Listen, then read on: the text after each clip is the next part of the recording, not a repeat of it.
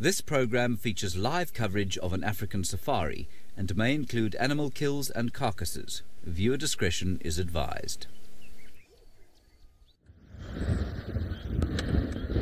Good afternoon and welcome to another sunset safari from Djuma. Beautiful clouds in the sky today. It is quite chilly. My name is Byron and on camera with me is David. Yes, I am back. It's great to be back again. And on the other vehicle, James and Sebastian, and then Bushwalk, Steph and Gendre. And we've got Emma in final control this afternoon. So that's very exciting for Emma. Her first role is D1, so this could be a lot of fun. Now don't forget, we are live. Send us your questions and your comments. Hashtag SafariLive is how you do it via Twitter. Otherwise, comment in the YouTube block below the feed and we'll happily answer all your questions for you. Now, as I said, it is quite cloudy this afternoon. Beautiful clouds building. We've had a cold front kind of make its way through South Africa. Now, today is quite chilly up here. It's about 19 degrees Celsius, or about 67 degrees Fahrenheit. Now, I know most of you are saying, well, that's not too cold, but for us, it is very chilly.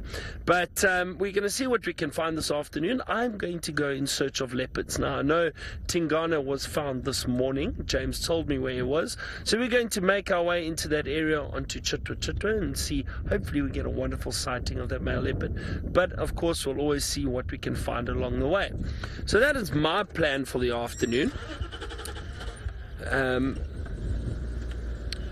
And we shall see what the others are up to. But I think let's go across to James now and find out what his plan is. And apparently he's got some feathered friends with him.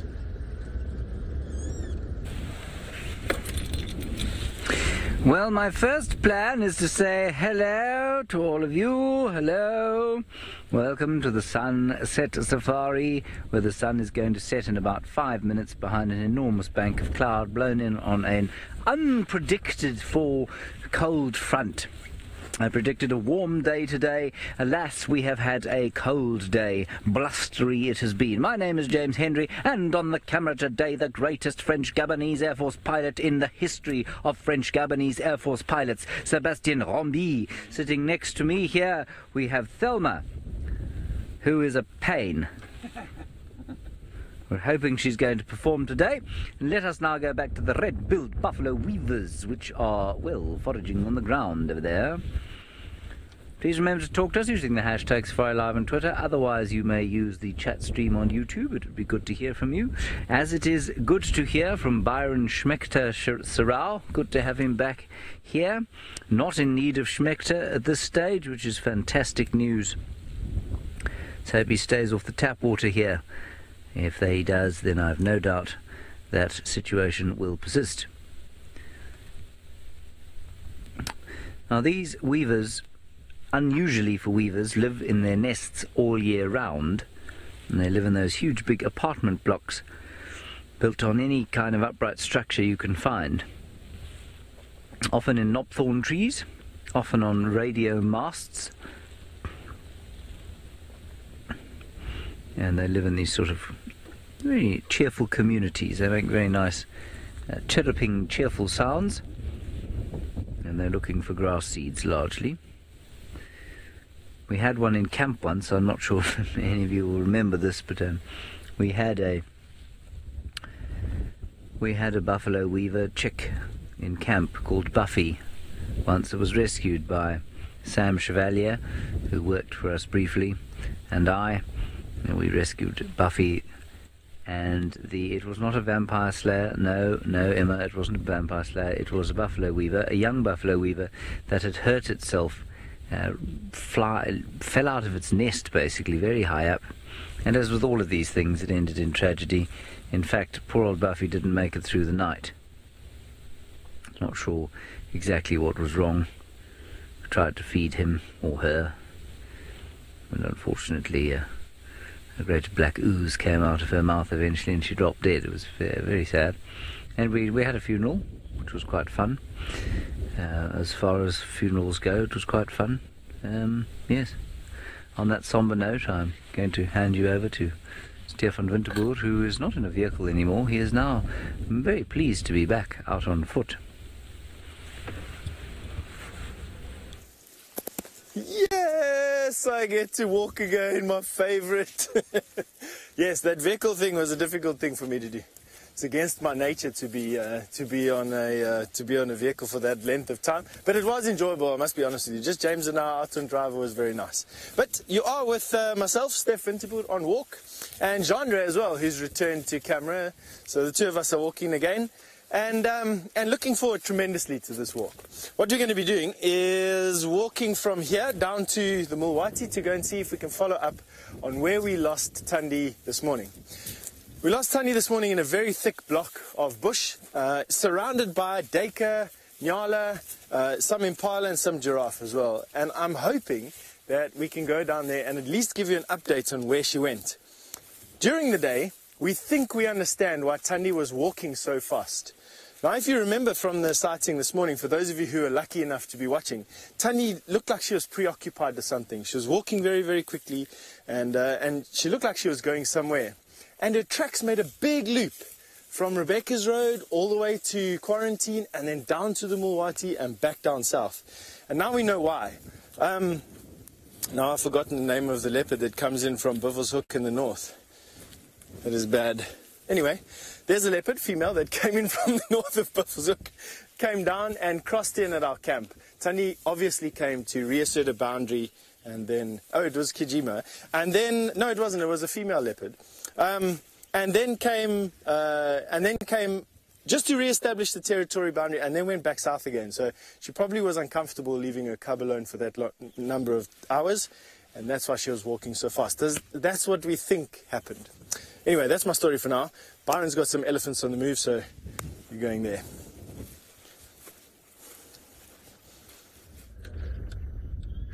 Well, we have just found some elephants, and I think they're going to appear shortly in front of us. And they're moving through the thicket. I'm hoping they come out so we can have a nice view of them. There's a bit of an opening. Let's see, I think our patience will have to be exercised here. Come on. They've just stopped. But I can see a trunk moving. It's typical. Now the elephants stop walking. We've been following them. They've been moving. We've tried to get a good position to view them. And now they've decided to stop. But let's hang on a few minutes. Perhaps they picked up on our smell. And maybe they're just testing the wind. Let's see. Come on. Apparently, well, while we wait for them, apparently a lot of you are excited to have myself and James on a drive again. Yeah, it's okay. And I'm excited. It's good to see James again. I haven't seen him for a while, but I do know he's been giving me, or handing out some abuse over the last few days while I've been, well, obviously while I wasn't here. I'd love to give it back to him, but I'm not allowed to. James has pulled rank. He said under no circumstances am I allowed to make him look bad, or he will fire me. So we'll have to do it under the radar, perhaps. But I think he's listening in on just about everything. And yeah, so nothing yet, but we'll see what we can do over the next few days. Now, where are these elephants? They're still just standing there. Okay, I see a bit of movement to the left. There they come. There we go. Slowly but surely they're making their way out.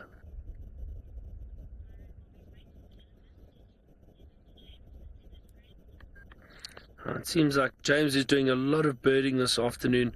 I think let's just hang on. Yeah, we go. These elephants are moving out. Before we go to James with his bird, but yeah, the elephants are making their way out. There are a few fork-tailed drongos busy following those elephants. And again, the reason they do that, you can see the birds all fluttering behind them, because as the elephants walk, they disturb a lot of insects, and those birds like to grab. So bit of a symbiotic relationship where animals benefit from each other.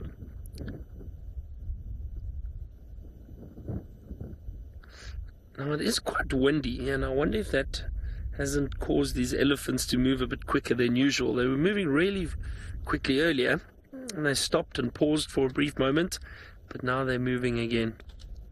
The elephants generally don't like windy conditions too much. I mean, look, they can obviously deal with it, but I've found a lot of the times they tend to move into thickets and stay down there. It's just a small herd. I saw 4 or 5 elephants. There's another one coming through.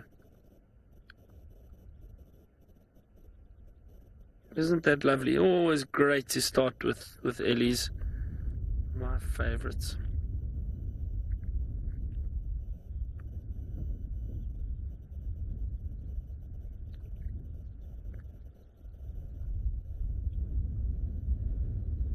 It's really, really a lovely start.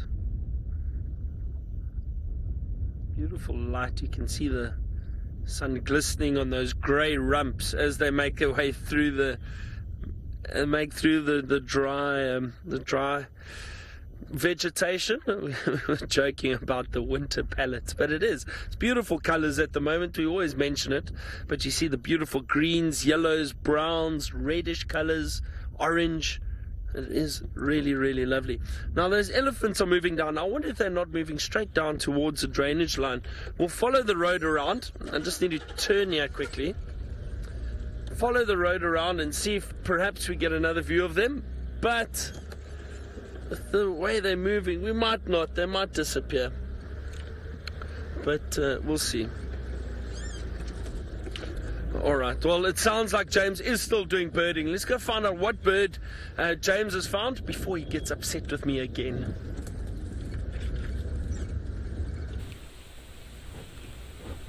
Yes, I'm going to get very upset because, of course, I've been sitting with this bird for ages and ages.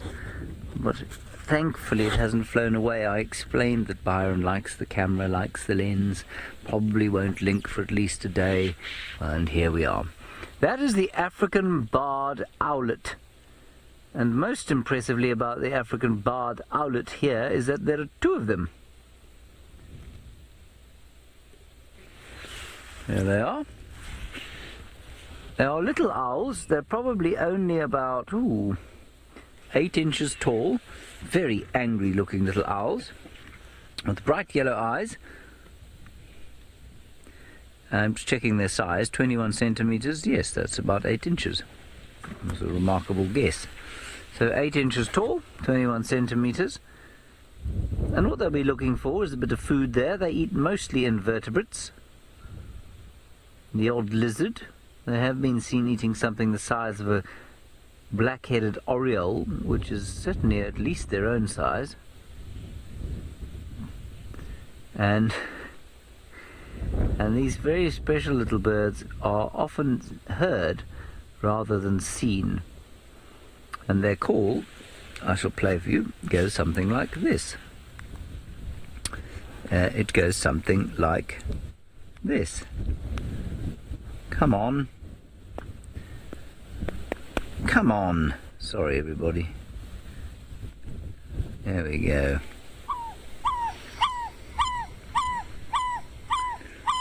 That is the sound of the African barred owlet, that apparently Byron's elephants are on the move.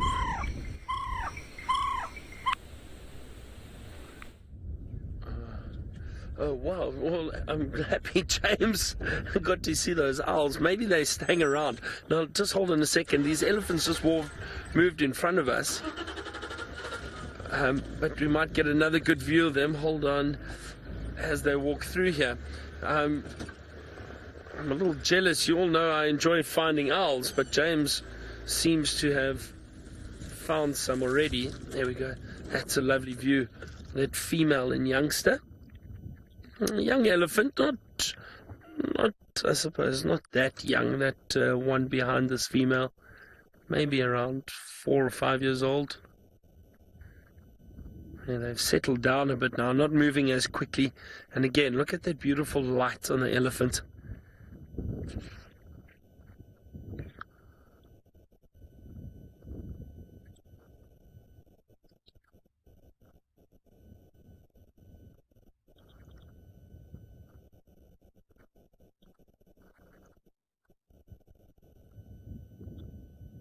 Now, it is a bit windy. I was hoping you could potentially hear them feeding. I'm not sure if you can.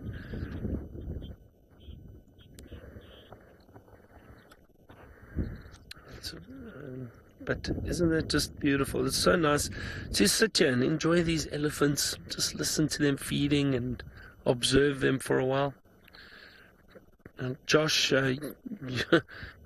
you asked what is my favorite memory of James. Josh, I don't have one. There's no favorite memory of James. Although, you know what? Actually, I do have a story about James. This is a great story, and I love it because I kind of got one back for the years of torment James has given me. So, when I started guiding, well, I hadn't even started yet. I was there for my interview, actually, at Londolozi. And James was there, and of course, James being very sporty, he'd organised a touch rugby game. So we decided to, we got a team together, and we played touch rugby, and I played against James. Long story short, James ran across and tried to touch me. It's like tag football. And he came in from the wrong angle, basically, and I ran over James. And he fell, but he kind of tripped me up, and I fell on top of James. But I think he explains it like I rode him like a surfboard on the sand, which was our rugby field. James got up with a few bruises and some scratches. He wasn't too happy, and he just said that this is not good for your first interview. But I said it was a mistake, obviously. But you know what? It may or may not have been. You never let me live that one down, actually. So that would definitely be one of the favorite memories I have of James. Now, these elephants. Now, I think, you know what, I had a look earlier, and I think this is perhaps that female elephant that has the shorter trunk. There's a bit of the tip of the trunk that's missing. I don't know if we can see it. Let's see, but I think this is that female elephant. You can see it's almost actually struggling to feed a little bit there. Is it her? Yeah, it definitely is. The tip of the trunk is missing. So interesting, but it clearly hasn't affected this elephant at all. I'm going to sit here a few more minutes to see if they hang around. But Steph is out on bushwalk this afternoon. Let's go and find out what his plan is. Our plan is to give you an update about where Thandi, well, what happened to her after we saw her this morning. We're right where we lost her this morning. So come with me now and I'll show you where the last time is we saw her. Last time I saw Thandi, she was walking on top of that stump there. So she was on top of that stump there, was the last time I saw her. I expected her to walk up here and over, up through this place and over, and we were waiting down here. Come and have a look.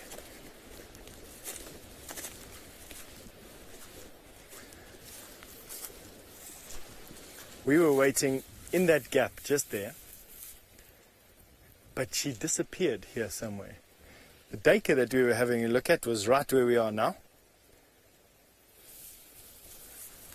And we've got some impala or something through there.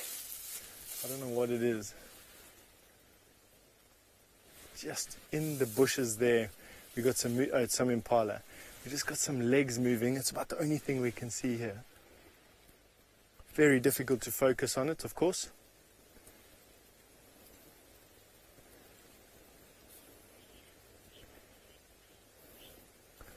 But yeah, as the comments just come through, it is really we're really on the bushwalk. We're in the middle of these bushes, and that's what's such a fantastic thing about being where we are. This morning we had to have a reason for coming here. We had to bash through all the places. It was difficult to get the car and it was making a noise.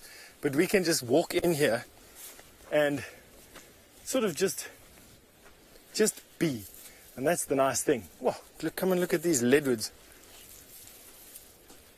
Have a look at this grove of leadwoods that we've got here, sticking up out of all the bush. That is actually quite nice. I've never really noticed how many leadwoods we've got growing over here. It's that massive one in the distance, plus all these dead ones that you can see. There are a few other species of trees, of course, knobthorns in particular, that are also dead. But for the most part, they're leadwoods, which is quite nice. Nice to see. Right. We're going to carry on searching for footprints of where Thandi went. In the meantime, we're going to send you off to James.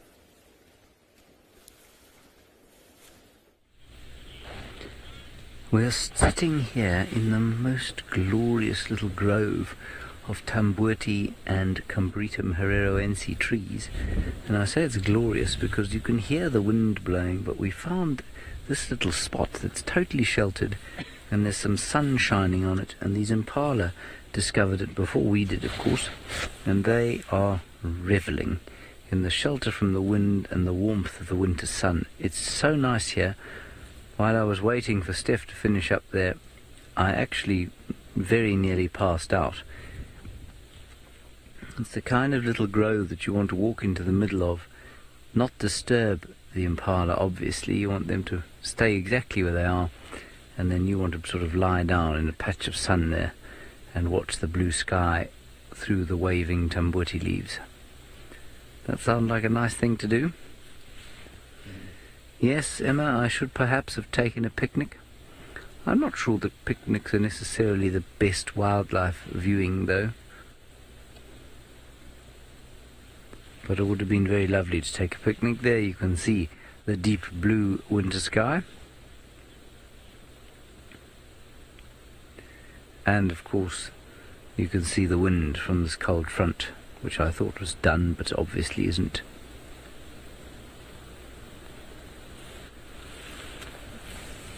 Yes, Paula, it is amazingly blue, and this is what happens in the winter. You won't find a summer sky like that normally. Normally the summer sky at this time of the year is white. It's so hot. But in summer we get, at least in winter, we get these beautiful, dreamy, deep blue skies. The impala are just waiting here, I think, precisely for the same reason that we are. Obviously there's a bit for them to eat here. I can't see exactly what they are eating, but I wonder if they're not picking up dry Tambuti leaves. But they're enjoying the fact that there is no wind, which means A, they're not getting cold, B, they're warm in the sun, and C, they can perhaps hear or see anything coming out of the thickets surrounding this grove, and so it's quite a nice safe haven for them to be in. Yeah, bits of dry grass they're eating. One or two looked like they were eating Tambuti trees. Doesn't it look peaceful? Yeah, Karen, I wouldn't go quite that far. You say you love winter. It's not my favourite. I don't mind it in the Lowveld, though. You know, it's very hot here in the summer, and the middle of the day in the winter is normally very pleasant indeed.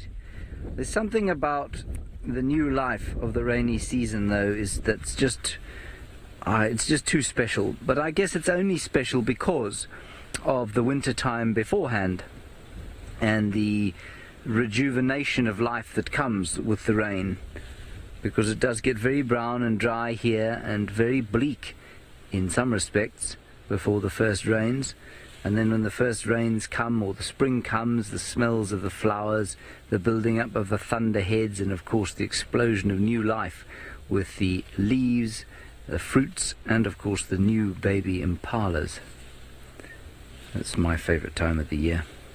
But you know, there isn't a bad time of the year in the Lowveld of South Africa. It really is always very gorgeous. Alrighty, I think that's enough of impala bottoms in the Tambuti Grove. Let us continue on our way. I nearly passed out like this.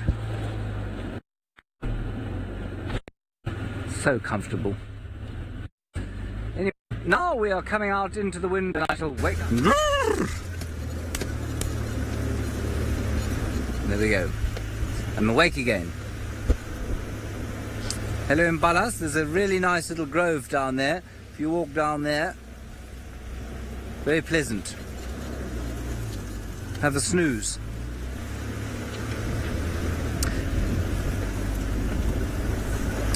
Herbert has indicated that he thinks that Tlalamba is around here somewhere. He came tracking in between drives today, and he thinks that Tlalamba was around here somewhere, so that's what we're doing. We're sort of half working in tandem with them. There's a certain amount of expectation about a day like this, with the sun coming up and the clouds rolling overhead. Not sure why that should be. Sebastian came out and said that he had a very good feeling about today's drive. Not so, Seb? Yes. Still, does it remain with you? Yeah, we started with some nice owls. And we started with some nice owls, he says, which of course is very true, and that's a very good start. We will have to continue the saga of Scuba Steve and Sarah.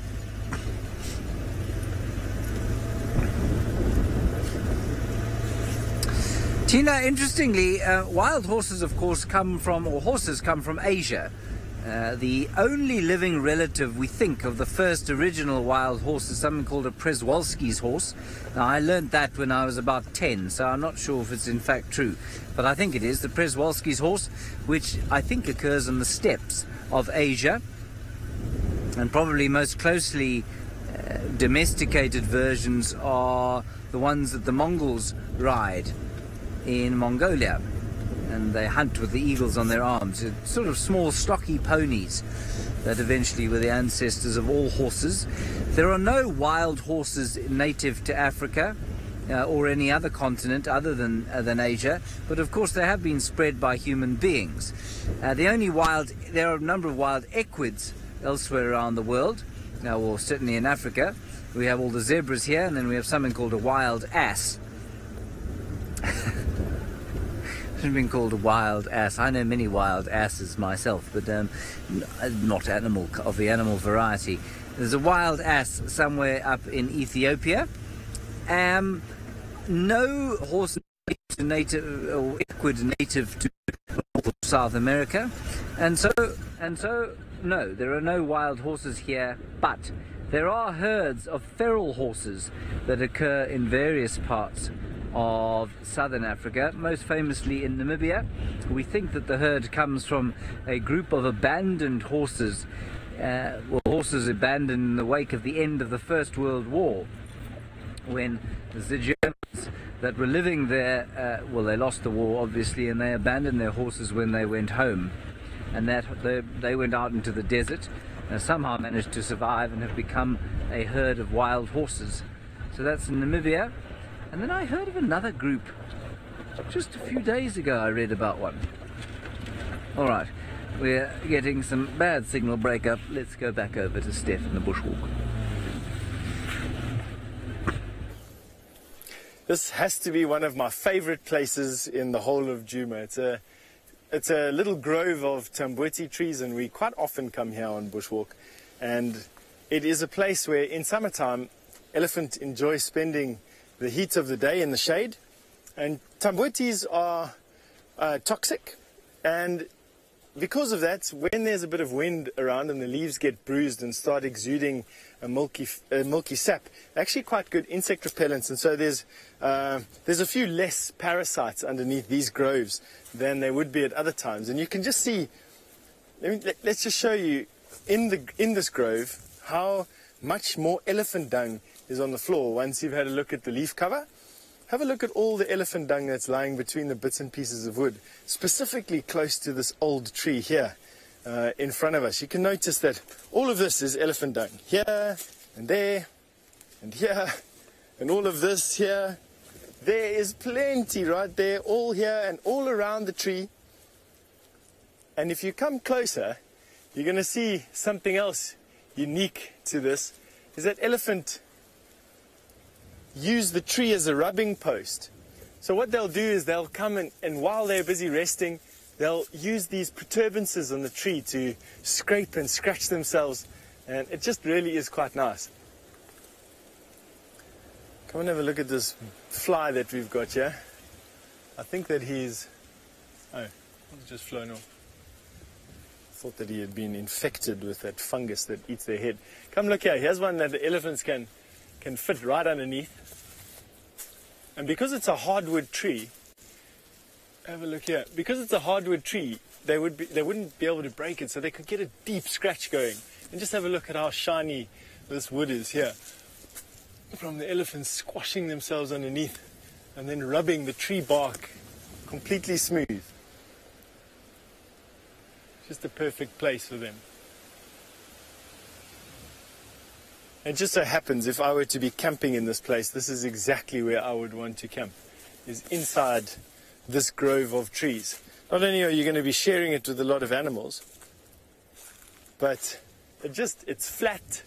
You'd be able to make a bed out of some of this elephant dung, obviously not in the mounds, but you'd be able to break it apart and give yourself a fairly soft mattress.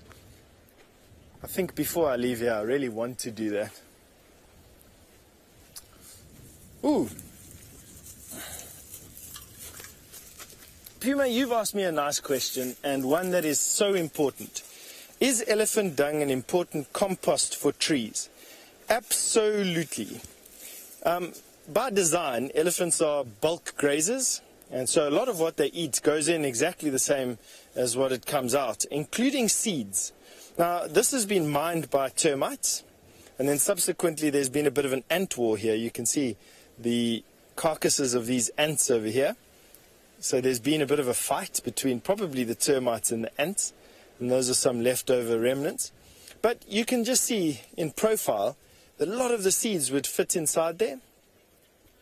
And what happens is the seeds germinate inside this very wet, humid bolus of basically compost, and this will blow around and fall into depressions and collect in depressions, and then those seeds have got all the food that they need. So very, very important as a composter. So it's just part of the nutrient cycle out here. Trees turn into dung, which in turn nurses new trees, which in turn grow, need to be managed by the elephant and go down. And so absolutely very, very important. Now there's a comment the other day that said that James always feels that he feels sorry for the termites in all of these interactions. They seem to be eaten by almost everything. And I must say, I do agree with him. It's one of the reasons, not totally the reason why they build the mounds, but one of the reasons why they've moved underground is to escape this predation. And it's funny that they haven't evolved a more elaborate defense mechanism, but you know, that's just the wonder of Mother Nature, and the fact that she keeps this wondrous food source available to those that just with a little bit of effort or a little bit of ingenuity can access it. And so yeah, just one of those things, again, these interconnected... Watch out, there's a thorn bush behind you, Mr. Genre. Have a look what he was about to go and reverse into. I was deciding whether I'd leave it or not and let him just reverse that, but he's such a nice guy. I wasn't going to do that to him. Not in his first walk back. Let's go and have a look. Raj, you'd like to know if a tree without its bark, if it stops growing. Let me show you something, Raj. We just so happen to have an example of it right here. So, Raj, looking at this part of the tree here, this is the heartwood. Well, not the heartwood sits in front of you, but inside there. But this is the wood of the tree. This does nothing except support the tree and enable it to reach through the canopy and get to sunlight. It's the skeleton of the tree. This here is the cambium layer, and inside there are all the transport vessels from the roots to the leaves and from the leaves to the roots. This is the blood vessels and the meat of the tree. And then on the outside is the bark. Now the bark is there specifically to protect the tree, very similar to our skin. It helps with fungal infections and keeps off parasites, and the tree sheds the bark. The tree can shed the bark off either from the inside out, or it peels it, or it sloughs it off, but you can see here, and it's necessary for the tree to lose bark and for the bark to be rubbed off so that seeds of parasitic plants and fungus fall off. So to answer your question, Raj, the tree can actually lose the bark, but it can't lose the transport vessels. If it loses its blood vessels, it's the same as cutting the tree's throat. If the blood vessels are cut off all the way around the tree, then it can't transport the nutrients and the tree will die. That's how they ring bark a tree. And that is, I think, where the where the confusion comes in. When you ring bark a tree, you have to cut through the bark, through this cambium layer to the wood. And you have to do it all the way around the tree. When you do that, then you'll kill the tree. Let me show you one tree that's been ring barked by elephant. We've just passed it now. So elephant pry off the bark of a tree with their tusks to get to the cambium layer, because that's where all the nutrients is. And what they do is they can completely encircle a tree. That's what they've done to this knobthorn here. But over generations, you can see that this is an old wound. This was the old wound. The tree then thickened to make up for the lost blood vessels. The elephant came and debarked it again, and this time the elephant went all the way around the tree and basically cut off its flow of nutrients, and the tree then died. And that's why we have this dead tree right here. The elephant ring barked the tree. But it'll only happen if this cambium layer is taken off all the way around. And that's what's happened to this tree. Nice, eh? I hope that explains it there, Raj. But it's a good thing that that happens, because otherwise you wouldn't be able to move here. There'd be too many, lots of trees. Now, Anna Marie, you'd like to know if the cambium layer is as nutritious as the leaves. Let me think of that, Anna Marie. I don't think so. I think the leaves have a fair amount of nutrition in them. There are more leaves, of course, and so you can get a bigger tummy full than bark, and they're also easier to eat than the bark. So the impression would be that the leaves are more nutritious, but I just think that there's more volume and for less effort. And so for a bulk grazer, that makes all the difference. The most nutritious part of the tree are the roots, plus the inner bark. I'm just thinking about a study that I did, and traditional healers, what they used to collect. And they used to first go for the roots, then go for the bark, then go for the leaves, if nothing else. And so that is the nutrient gradient, if I were to give you my impression of that. But by far and wide, grass is a lot more nutritious for elephants, for bulk grazers. And that's why as soon as the grass starts growing again, elephants switch from leaves and roots and bark all the way back to grass. And so, yeah, much better. All right, why don't we go and have a look at what James is doing, although I believe he's just on a bumble.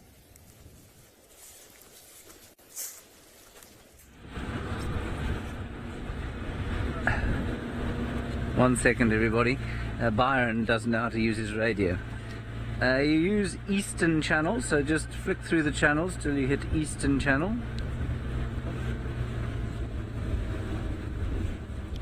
Copy. There we are. Just a little bit of teaching. The old man still teaching the student. It's always nice to add value to young people.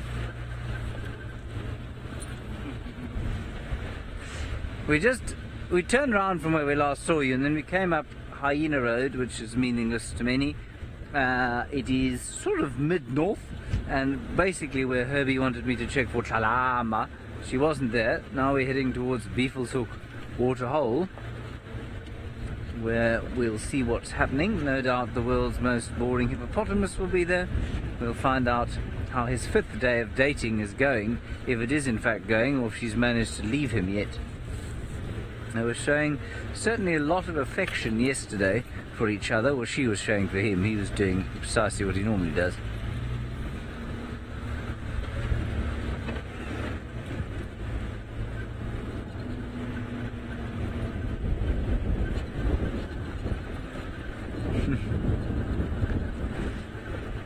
Scottish, the most exciting thing I've seen, there are so many things. It's like me asking you basically what's the best meal you ever ate, and unless it was utterly astounding, maybe you can answer that question. I couldn't answer that question. So you could probably tell me about lots of great meals that you've had, but not necessarily the best one.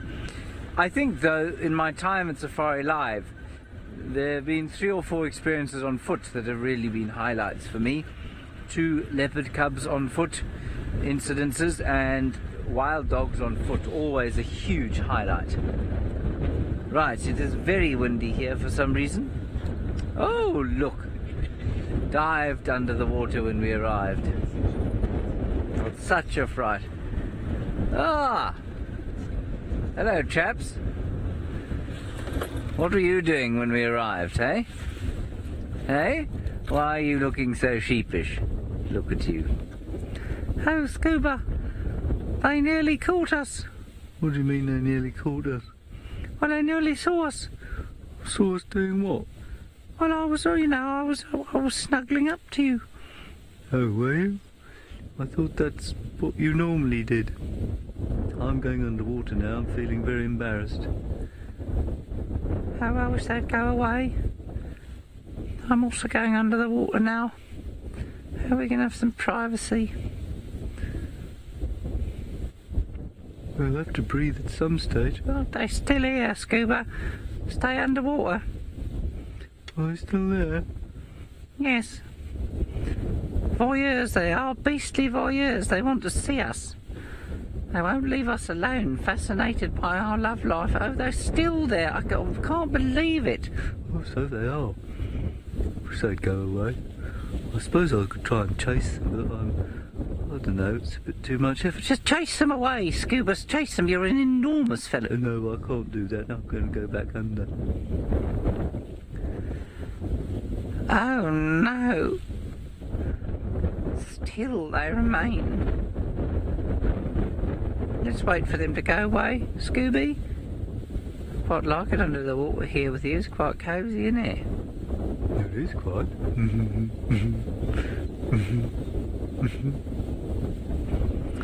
And that was episode 3 of Scuba Steve. What did Kimberly call her? Someone Sarah? Snuggle Sarah. I think they're going under the water actually because it's so windy over here. It really is a fairly obnoxious movement of air. Ugh. Go away!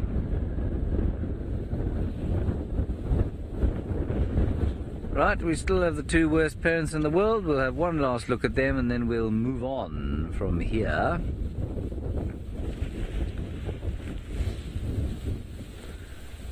Oh, shame. Ah, look. Now look, this is very interesting. See, they're standing on one foot, the other foot tucked up underneath the feathers, and in the case of the one on the right, her face tucked under her wing. Now this is clearly a response to the cold and the wind. So no part of her skin other than the one leg is exposed to the wind, and she'll probably swap it from time to time. Willow Wanderer, you say all your favourite guides on drive. Well, goodness gracious, I wouldn't tell Steve, Tristan, Taylor, Ralph, Jamie, Brent or Scott about that, but I'm very pleased indeed that all 3 of us feature highly on your list of favourite guides. Byron Sarau is probably my favourite guide. That's sarcasm in case you didn't pick it up. Good. Okay, let's continue from here. Not much happening. I do want to check this block in front of us with the thermal drone. Is this wind flyable? But too strong for now. A bit strong, eh? Okay. It's gusty though. Yeah. It's up and down. Alright, we'll carry on for now, and if the wind drops we'll have a look with the drone. I'm sorry, Minamu, I missed your question because I was talking to the greatest French Gabonese Air Force pilot. You could have it again, please, Emma.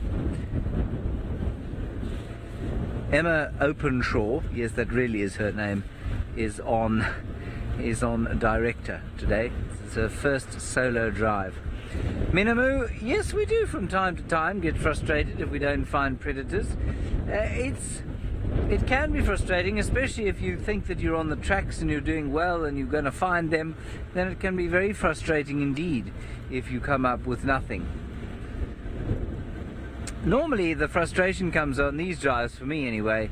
I mean, I have long accepted that my tracking skills are, well, they're okay, but because I'm not a dedicated tracker, they're probably not going to get a huge amount better. And so I've accepted that I will not always be able to track a leopard unless it happens to be leaving a pretty obvious trail. But it gets frustrating if you then don't find anything on that drive. But otherwise, no.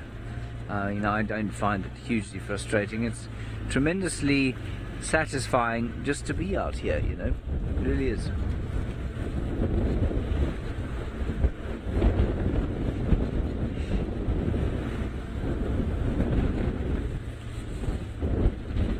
It is very blustery, however, and that does not bode well for the finding of anything.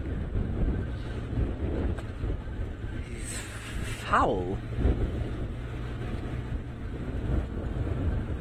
This is the last place that Tlalamba was seen. Oh, hooray! Baron has managed to learn how to use his radio, and he's managed also to find the scavenging Duke.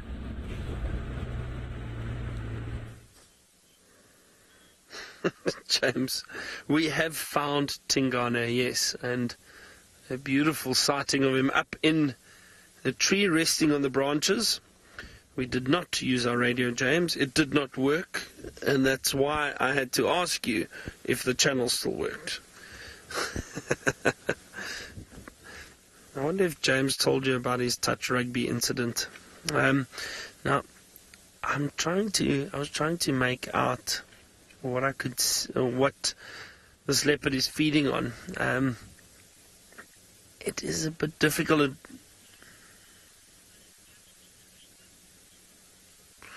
Oh, right, okay. So James mentioned now that Tingana actually managed to scavenge this bushbuck. And it's quite hidden. It's basically that clump directly behind him through there. Yeah, there it is. And it's in there somewhere. And he scavenged it from 2 wild dogs. That's amazing.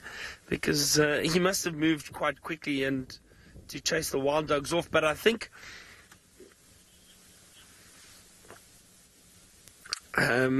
now usually, because if it's a big pack, if it's a large pack of dogs, then it's unlikely a leopard would chase them off of a kill. But maybe 2, possibly a lot easier. I love 3 dogs. He said he looks stuffed. He does. Okay, so as I'm speaking, I'm getting more and more updates about this, about Tingana and what happened. So apparently the wild dogs killed the bushbuck. They didn't actually feed on it for very long. They left it and moved off, and Tingana came in very opportunistic and grabbed the bushbuck and hoisted it up into the tree. Now, that's very clever, because he would keep the kill out of reach of those wild dogs if they came back, and also out of reach of other scavengers, like it's a paw over there, which I think is a hyena.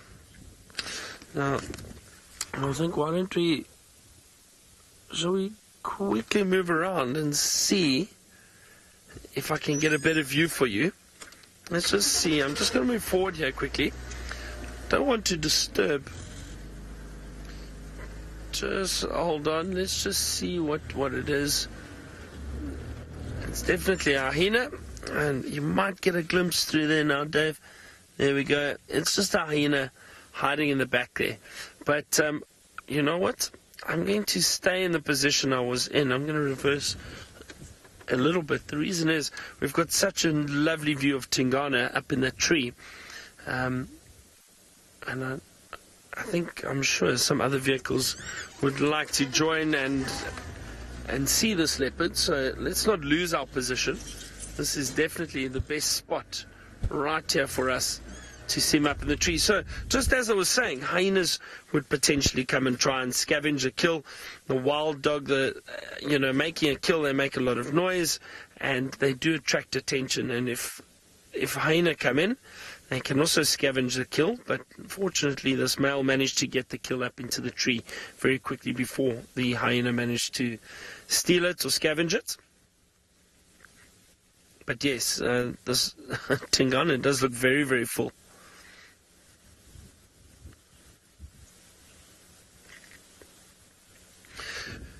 Philip, I must be honest, I don't think it's much harder for them. Yes, they're a bit heavier, but they are so powerful. They really, really are powerful. And they do still have an amazing ability to climb, even with a full belly.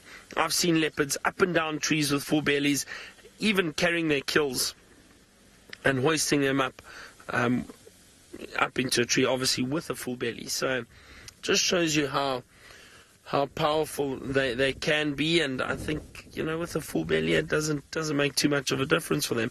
And you can see even now, you know, Tingana is happy to lie up in the tree, and his belly's balancing on the branches.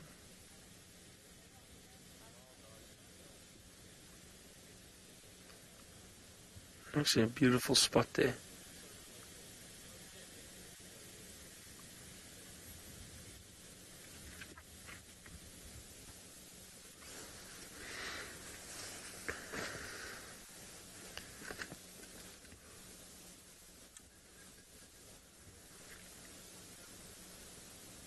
It's actually really nice down in the drainage line. We're out of the wind a little bit.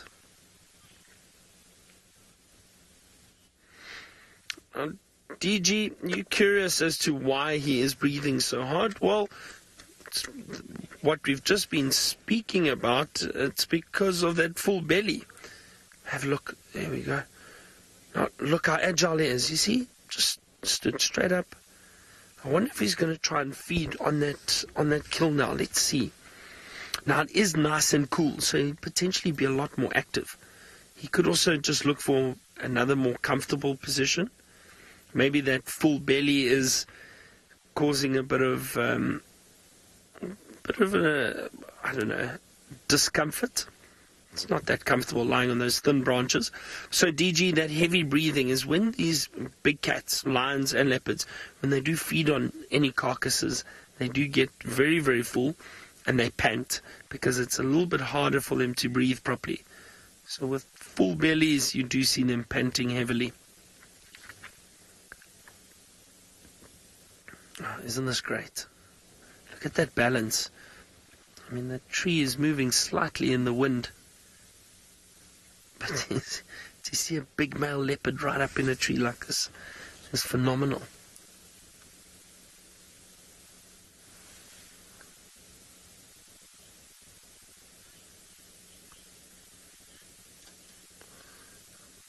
Paula, you say you would fall out of a tree if you tried this. Yeah, you do need to keep your balance.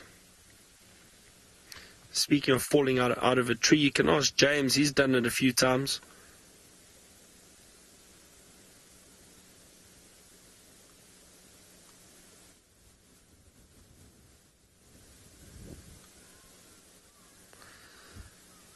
See, just changing positions, trying to get into a more comfortable spot. Possibly going to try and feed a little bit. Let's see. Oh, the fish eagles are calling in the dam behind us. We're not far from Chitwa Dam.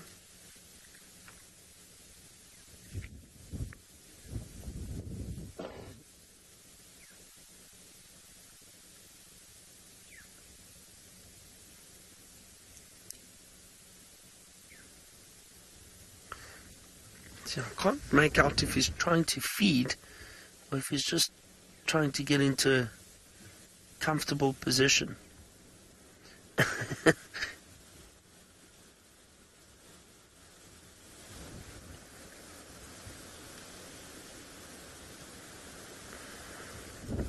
Looks like he's up in a russet bush willow, and the branches aren't particularly thick.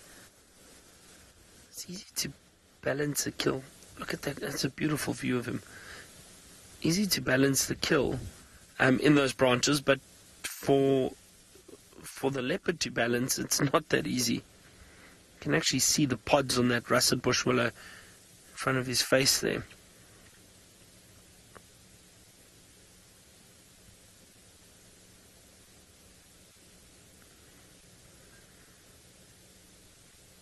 That is beautiful. And you see he's happy to stay up in the tree out of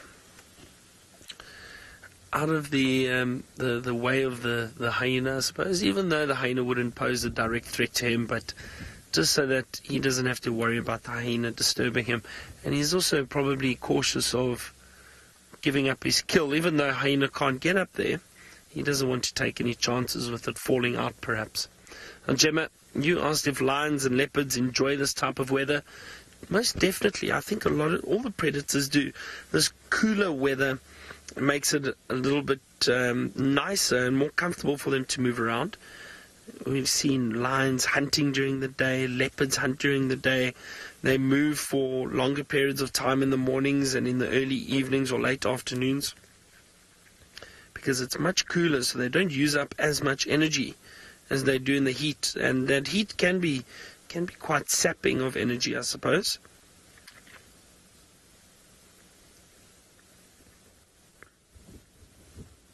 Oh, wow, what a great start to getting back here. I mean, elephants and leopards, not a bad start to my first sunset safari back.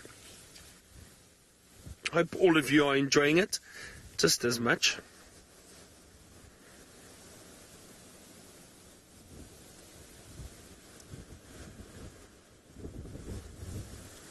You might be able to hear that wind. It's actually being channeled down this dry riverbed that we're in at the moment. You can see the branches moving there, but it doesn't seem to be bothering the leopard. He's still quite happy right up in the branches. Alright, I'm going to sit here a little bit longer. Let's go across to Steph, find out how his bushwalk is doing.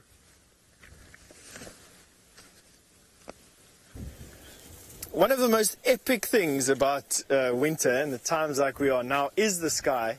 Byron was mentioning a little bit earlier about how blue the skies are in early winter. And although we've got a bit of cloud coming over now, just have a look at the sky. The color of the sky is just something unbelievable. And worthy of taking a screenshot of. It's just a nice color of it, especially considering this massive dead leadwood that we're having a look at the sky through at the moment. This is the largest leadwood on Djuma and one of the largest leadwoods I've ever seen in my life. Unfortunately, it is dead, but you know, you can honor this thing as well. Now, Rosh, you'd like to know how we age trees. Rosh, a tree like this you'd actually drill into and you take a core sample of. So you drill a hole through and you take a core sample of it and you'd count the growth rings. Every ring that you find inside here will be a year, one season. But as you get closer, a really big tree like this, as you get closer to the center, because the tree's so old, those growth rings are going to become either compacted or you won't be able to see them. And then we use a carbon-14 dating method. It's a scientific or chemical method. It's the breakdown of some element. I'm wanting to say carbon-14, but I don't really know exactly how it works. But basically, because the breakdown of this particular element happens at such a steady and predictable rate, they can tell the age of something up to a point. They can't tell massive ages, but I mean, they can be really accurate with it by analyzing the chemistry of this tree. So that would be the most certain way of aging it, but you can just use the growth rings and it will give you an approximation. This tree is probably close on 1,000 years old. They grow very, very old, and this is one of the largest ones that I've ever seen. And so this tree was ancient before ancient was, and depending on the book you read, they'll stand like this for anywhere from 50 to 100 years or so, because they're so dense. They are completely termite resistant. The wood is so dense, in fact, that a block of this wood does not float in water. You can take a piece of this wood and drop it into a glass of water. It'll sink straight down to the bottom, whereas a piece of marula or pine or any other wood, in fact, out here, with the exception of 2 or 3, just floats on top of the water. And that is absolutely why it explains the name leadwood, Jen. So, and also because it's of this color. It also looks like aged lead. And I've seen people trying to cut this with an axe, and not this particular tree, but leadwood, with an axe and a chainsaw. And if you just strike it a little bit off dead center, sparks spray out of the axe. This tree is is actually capable of chipping pieces of steel off of a steel axe with a careless axe stroke. Amazing, hey? I like this leadwood. I like visiting it. I like the area it grows in. I like this place. And just one of those trees that I'll remember for a very, very long time. Can you imagine the stories that this guy's got to tell? Very, very cool. Some weather system is blowing in here. We just got a column of clouds coming in from the south. What would it be? The southwest. And you can see that they are quite heavy. Now, we've just had a cold front come over, and usually this time of the year, clouds are associated to cold fronts in a phenomenon called frontal lift. And warm, moist air is lifted suddenly upwards over cold, dense air.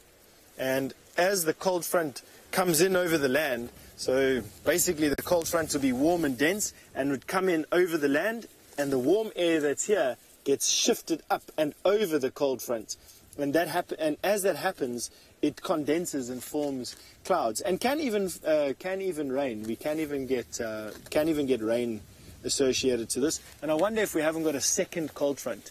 They come in families, and it's actually called that. It's a family of fronts, and you get 2, 3, or 5 that come over the country one after another. And especially after we've had such a big one recently over the last 2 or 3 days, it's not uncommon to have another one right on its heels.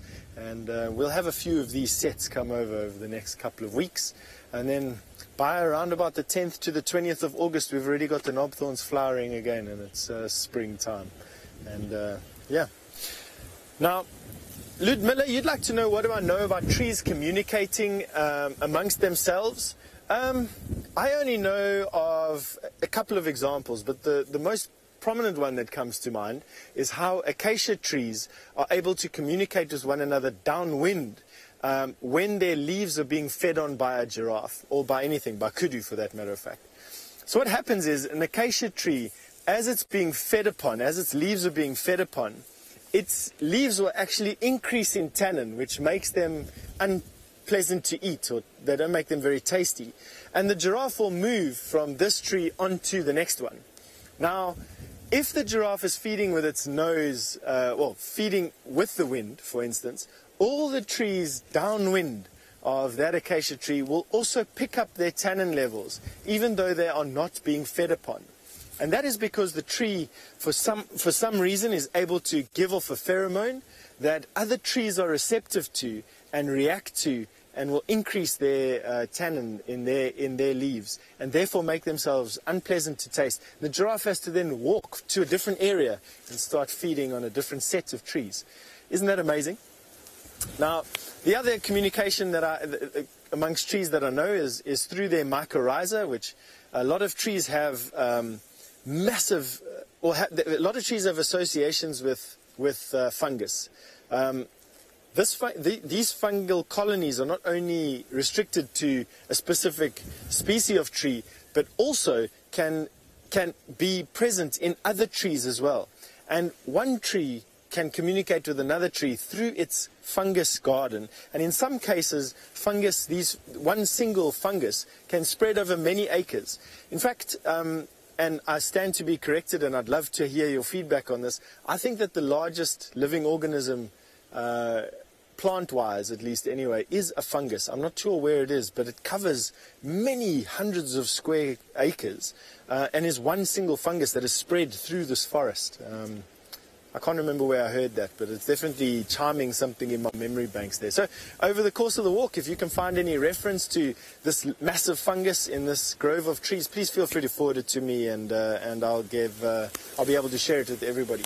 All right, why don't we go and have a look at James, who is apparently moving as fast as what these trees communicate with one another.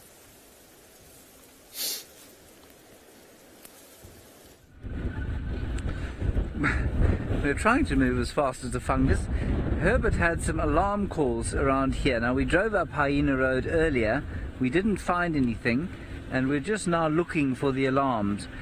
The thing is that it's so windy that it's going to be very difficult for Herbert to pinpoint exactly where the alarm calls were. Is that a leopard on the top of the termite mound there?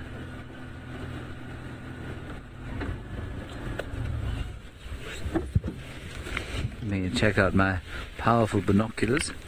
Have a look-see.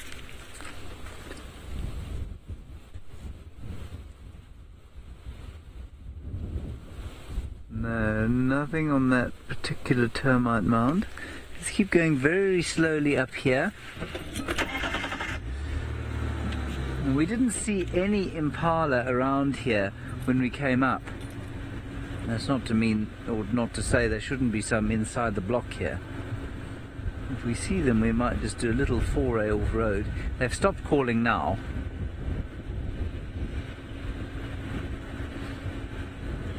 And this is where Herbert predicted she'd be. Is that a different termite mound or the same termite mound with the same leopard-shaped top to it? We'll double check again. No, it's not. It's a leopard-shaped piece of muck on top of the termite mound. I wonder if she's managed to catch something just in here.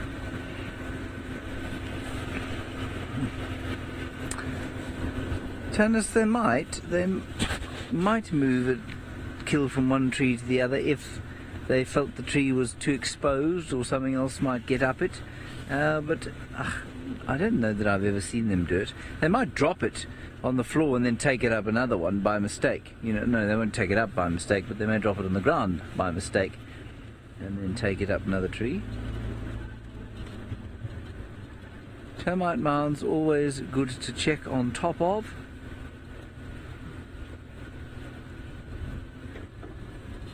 Let's just check that termite mound there.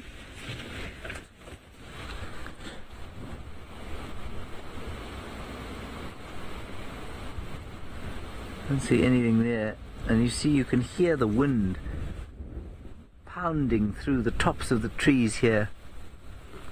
Make it very difficult to figure out what on earth is going down in this area. But something is going down in this area. Who knows what it is? Go a little bit further up, and then we're going to turn around and come back down the way.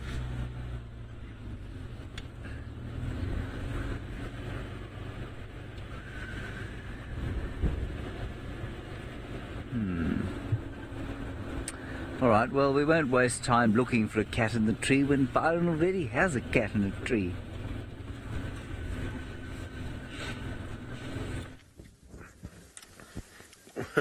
Well, James, you never know. You could potentially find one too.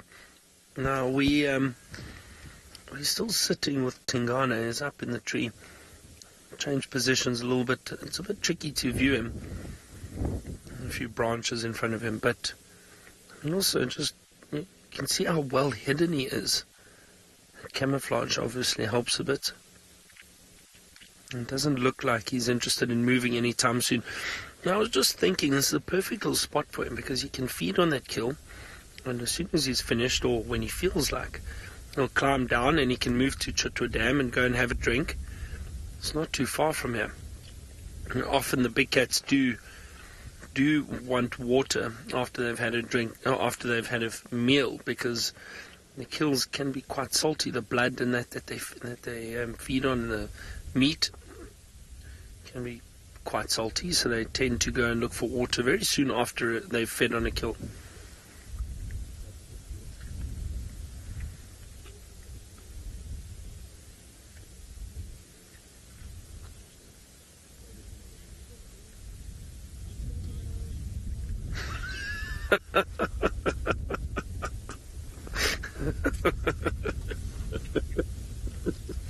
Sorry, Emma. Emma just read a question. Robin, your question is, would these cats ever eat plant matter? However, Emma first read it as, would any of these cats eat a meat platter? Yes, they would eat a meat platter, Emma, but Robin, plant matter, I've seen big cats go and eat grass from time to time. Apparently it aids with digestion and perhaps to help them get rid of fur balls and stuff like that if they need to regurgitate anything. But I have seen them feeding on grass and plant material. But it doesn't happen very often, and it's not for food. I mean, they are carnivores. They would feed mainly on meat. So, well, I suppose, yeah, a meat platter.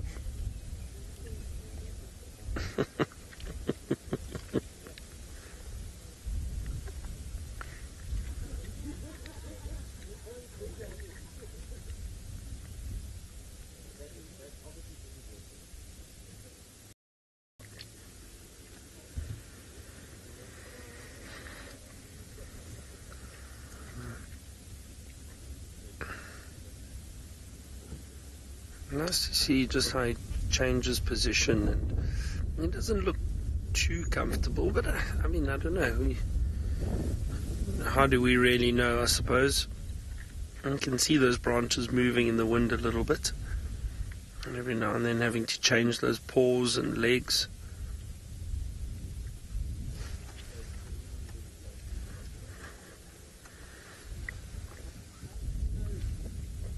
Both legs hanging off the branches there. I must be honest, I've been very fortunate. I've had some wonderful sightings of Tingana up in trees, laying down. There was, I think it was about a year, maybe longer than that. We saw Tingana, followed him for a while, and went and jumped up into a huge jackalberry. Now this was on Arathusa, I think. Climbed up into a jackalberry, and we got to see him lying up there for a while. I always love seeing a leopard up in one of those trees. Jackalberry is one of my favorite trees. I think just that dark bark with the leopard lying up, and they're very big trees, so large, thick branches for him to lie on, perfect for a leopard. And normally beautiful deep green color to them, so the contrast in color in that is wonderful.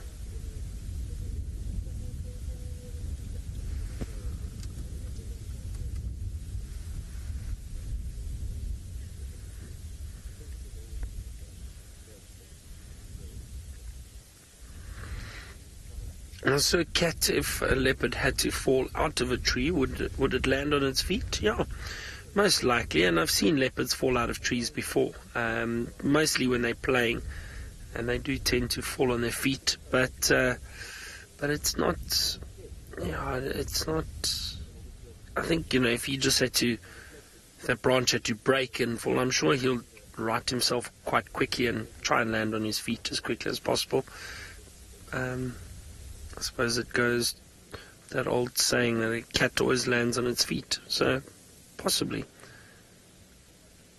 But we've also seen and heard of leopards falling out of trees when they are fighting and they injure themselves so badly that they die from it.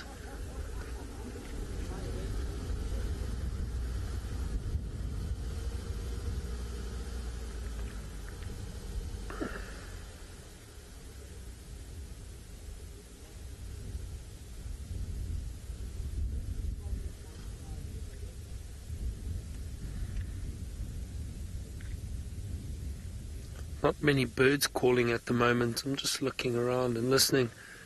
I think also with these windy conditions, birds aren't as active.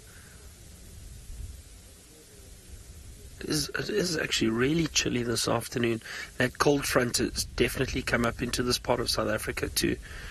I mean, I was still here a week ago and it wasn't nearly as cold as it is now.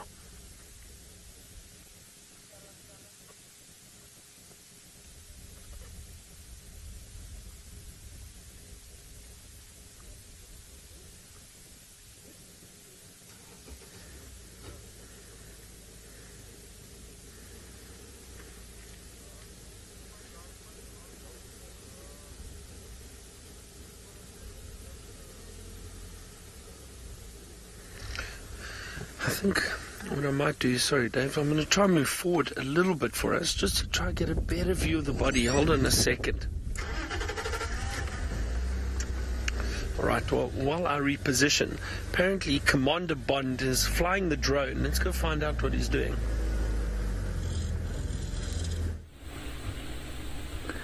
Well, I'm not flying it. Sebastian Rombi is flying it. We're over the block where Steph and Herbert and Jean-Dray are looking for Tundi the leopard. We saw them with the drone a little while ago, but they seem to be hiding under a bush somewhere. We had immediate sight of them as soon as we took off. We'll just keep filtering around here. We might see them again. Anyway, there are lots of antelope. You can see plenty of antelope in there.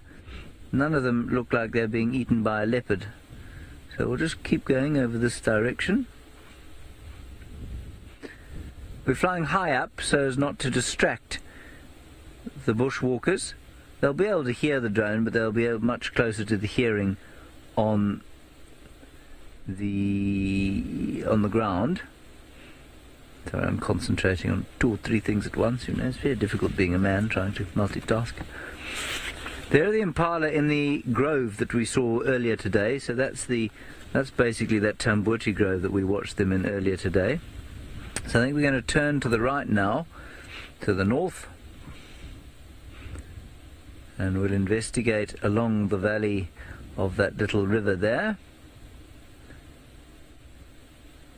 There we go. So those impala, one of those herds of impala must have been the ones that Herbert heard alarm calling.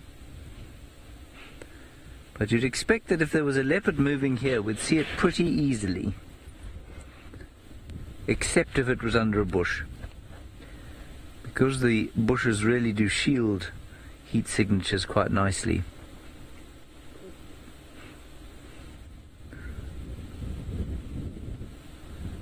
There we go. So all those trees, all very thick. It does look like lava, yes. Right, what do we got there? What is that? Right-hand quadrant in our center screen. It looks like a termite mound, doesn't it? We found many termite mounds. We're excellent termite mound finders, Sebastian and I. Come on, let's make this thing pale. And underneath that, nothing. Okay, let's swing a little bit further to the right. So I know this isn't the best picture in the world, but it is fascinating to see. And if we find... Oh, there we go. There she is. Where? Go ahead. Straight ahead. That's obviously I'm being wildly optimistic. What, that thing there? That thing there, yes. It moved. I thought it moved. It's a log. Is it? It's a log, yes. It's not her. It's not her at all. Wildly optimistic. Yes, that's called confirmation bias, everybody. Let's turn to the right again.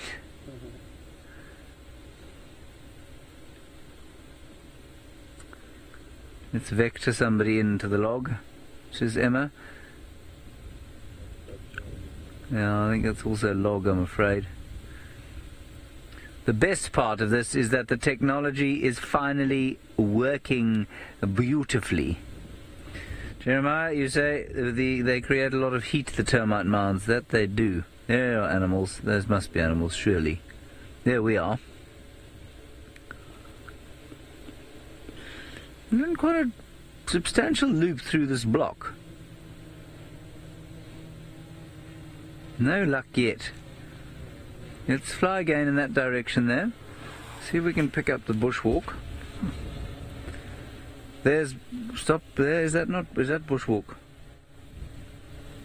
Yeah. No. What about that hotspot on the termite mound there? Let's try that.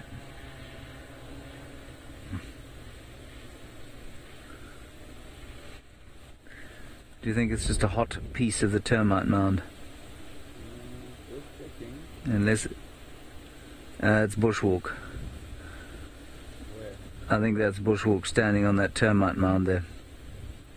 Are they on a termite mound, Em?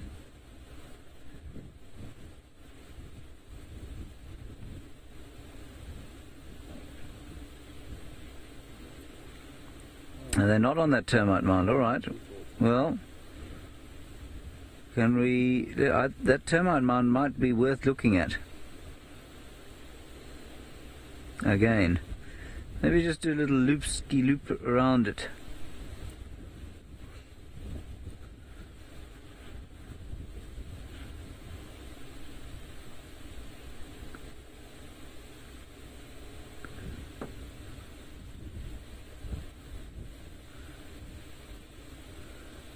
Well, that is interesting. I wonder what that is.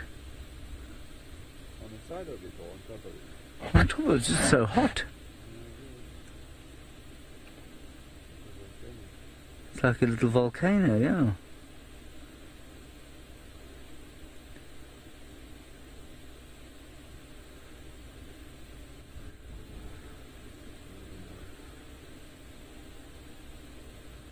No, nothing moving.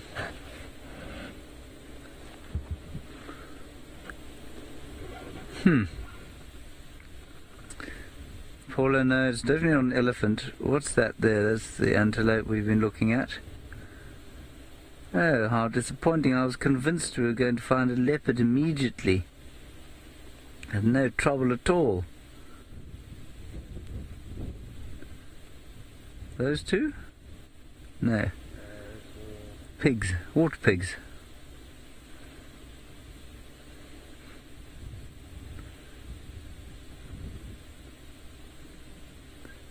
I'm interested that we haven't seen the bushwalk again, and I suspect it's because they're under trees, and the more and more I do this, the more I realize how easy it is for animals to hide if they happen to be under trees. What are those things? Hyenas, you think, maybe?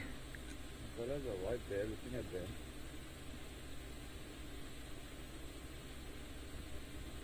It's really interesting. I don't think they're attacking. They look like... looks a little bit like a computer game, doesn't it? They're certainly... either they're invisible hyenas. No, something going on there. Yeah. These are predators. Those are predators. I think you're right. I think they're hyenas. Yeah.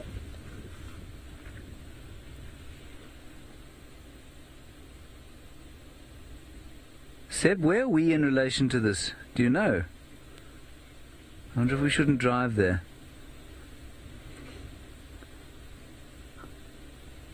We are, Can you sorry, see we it? are south of it. Sorry. I was looking at those. We are south of it. Yeah.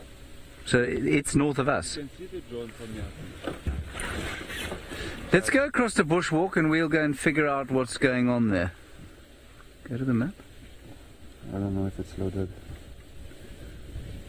It hasn't loaded the map. I think we should drive straight in there. I'm trying to play a bit of a cat and mouse game to see if he can find us. Because if James can find the three of us, then he can find an elusive leopard. Now, we're in the area where Herbie heard the kudu making an alarm call.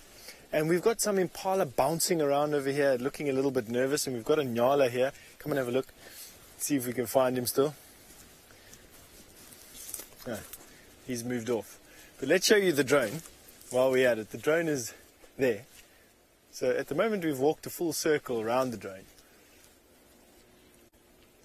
And it's surprisingly quiet, I must be honest with you. I know the wind is blowing from us to the drone, and so it is having an effect on the noise being carried, but when it's gusting, it's virtually silent, which is quite nice actually. I don't know what they're hovering about over there, but we're going to carry on. We're going to carry on trying to sneak around over here.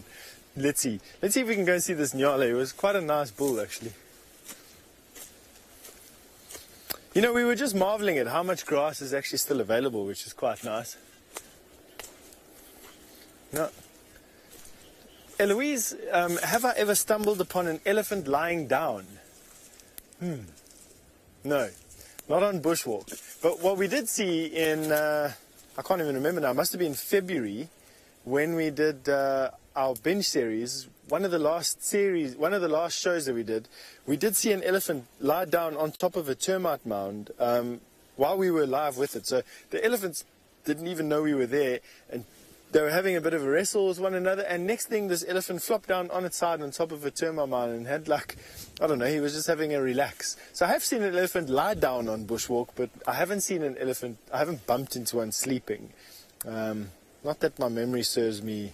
One's bumped into me sleeping before. I had a rest once with a group of people underneath a tree. It was midday and we were lying spread-eagled in the shade of a tree in a riverbed. And I heard this little noise, and when I opened up my eye, this massive bull elephant was basically standing over us, having a look at what these people were doing, sleeping in his riverbed. I got such a fright that I sort of jumped up and went, hey, and this big elephant sort of did a loop and then realized, but hang on, I don't need to be running away from these people. They need to be running away from me, and came running back again, at which point we had this bit of a Mexican standoff.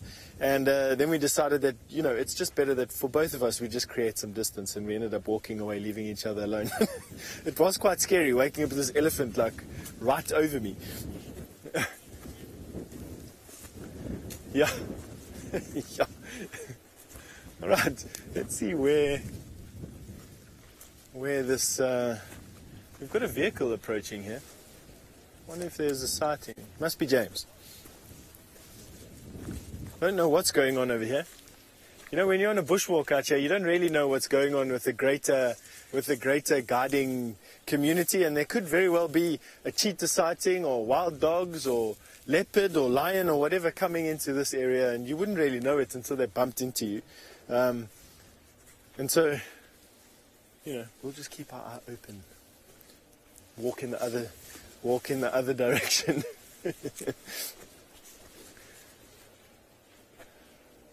So James thinks he's got hyenas. There's James. Should we sneak up on James and give him a fright? I think so. Let's go and do that.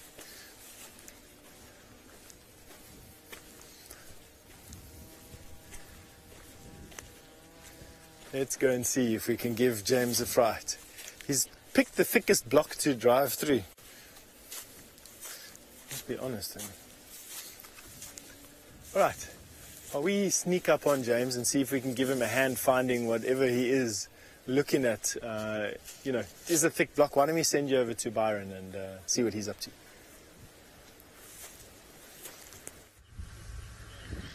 Are we still sitting with this beautiful leopard? I hope James and Steph have a bit of luck this afternoon. We really are lucky sitting with Tingana. He hasn't moved too much. He seems very, very comfortable. Snoozing up in the tree. Every now and then he adjusts his legs and turns his head the other way. But we've got a nice view of him now.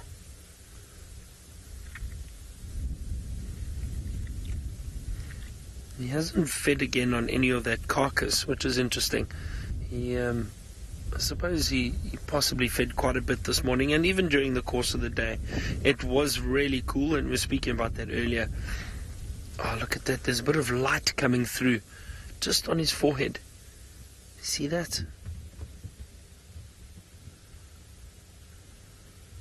A little bit of golden light. So we were speaking about it earlier. Now, in the cooler temperatures, he probably a lot more active than he usually is. Also, I mean, that branch is fairly exposed.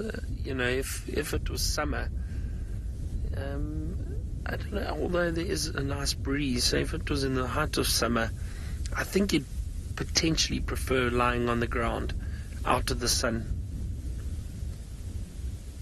But it is cloudy today, it's windy, it's a bit cold, so he's happy up there.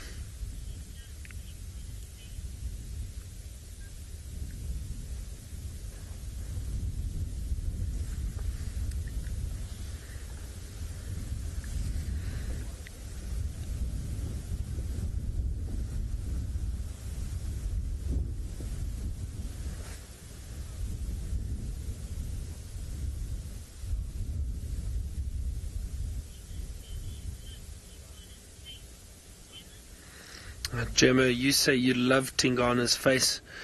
Yeah, he's got I suppose that face tells a lot of stories, doesn't it, Gemma? I mean, if you look at the scarring around his nose and eyes and the ears and This leopard has lived an interesting life, I'm sure. And you can see some of those scratches very clearly. Look at him swaying in the wind. Almost rocking him to sleep. But yeah, if you think of all these predators and the encounters they have with each other and the fights, and we see a portion of what actually goes on in these animals' lives, which again, it's so fascinating. I mean, to think that, I mean, we are out every day and we do try and track and find these animals, but we don't see everything that happens and everything that they get up to.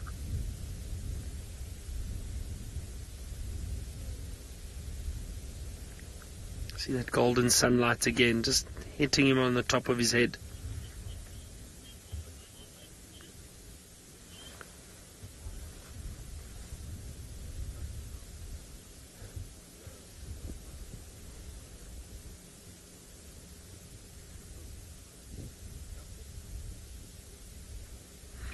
Oh, Paula, you asking what is the normal leopard body temperature? Oh, Paula, to be honest, I wonder, I'm not sure. What is ours? Dave, do you know? Aren't we like 20, 26, 28 degrees Celsius? I don't know. I meant to know this from first aid and I've forgotten. Maybe we're about 32, but I wonder if a leopard is about the same.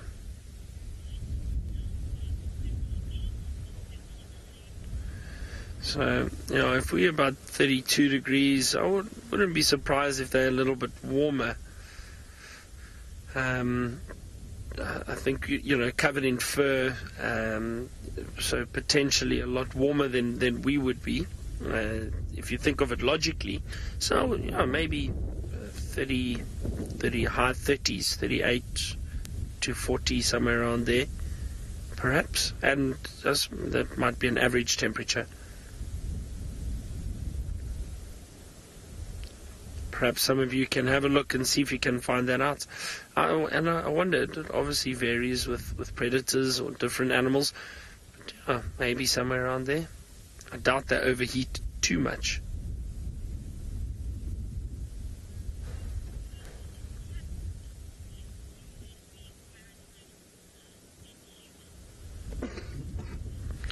Oh, Laura Moore, you say that cats, and I'm assuming you mean the domestic cats, are generally a few degrees warmer than human beings, a few degrees Fahrenheit. So, okay, yeah. So if you, I mean, I suppose a leopard, a big cat, would probably be a bit more than a house cat, I suppose. I don't know. Interesting question. Interesting question. I wonder if our flare, the thermal camera will give us a reading of temperature, a more accurate temperature. Darby, what do you think? It's giving us a reading of around 22 degrees Celsius. But then again, that would be his external temperature and not internal temperature. So I'm assuming that, you know, the internal body temperature would be a bit warmer. So that's 22, and we are about 32 internally. So yeah, maybe a leopard is warmer than that, but it looks like he's about 22 internally. Externally, I mean. I think we might just spend a few more minutes with the leopard. I'm not too sure what everyone else is doing, but let's go find out from Bushwalk how they're doing, if they're helping James, and what the situation is. He definitely come. James hasn't seen us at all. And now we've got them facing the drone, and so we can sneak up on them from behind. So come, quickly. No, we just gotta wait James, in an inopportune moment. Dehydrating. Still doesn't know we're here.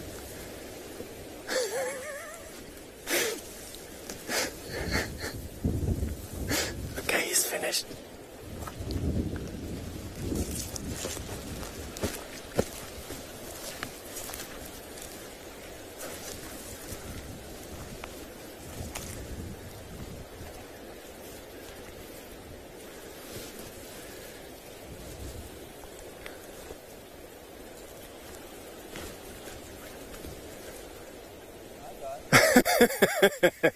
James. We didn't get that close, unfortunately, everybody. We just got close enough. We would have been a lot closer if James hadn't taken the time to make sure that that patch of grass was a bit more hydrated.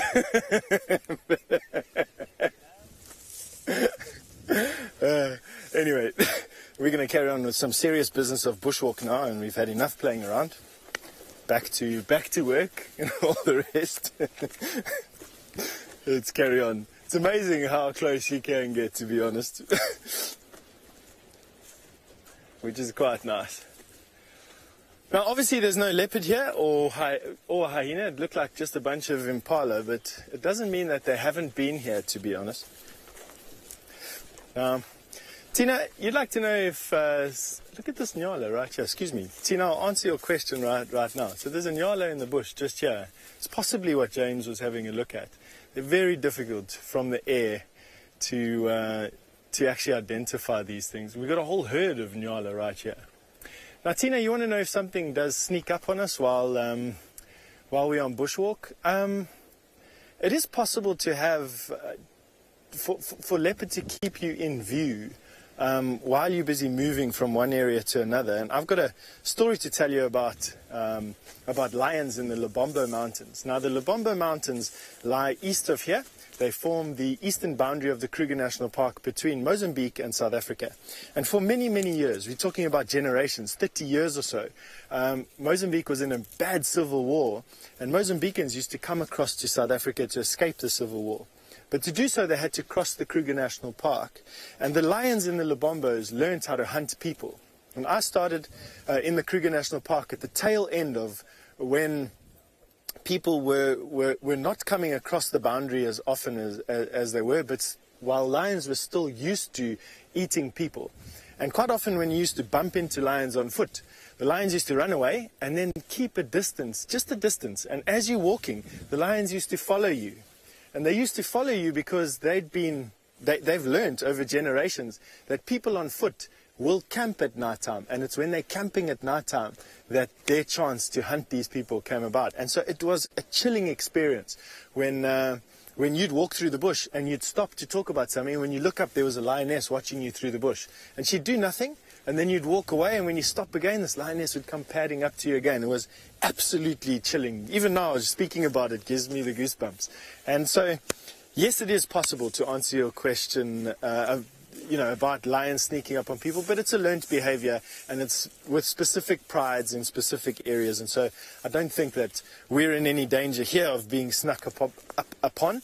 Other things that have snuck up upon me have been elephant. If you bump into a particularly aggressive bull, one that's in must, and he has really taken a dislike to you, you can have this bull trail you, and he can actually quest for your scent and then come up a trail at you. So you've got to be very careful when you are moving away from a bull elephant that's in muss, that they don't circle around to get scent of you and then come and impose themselves on you.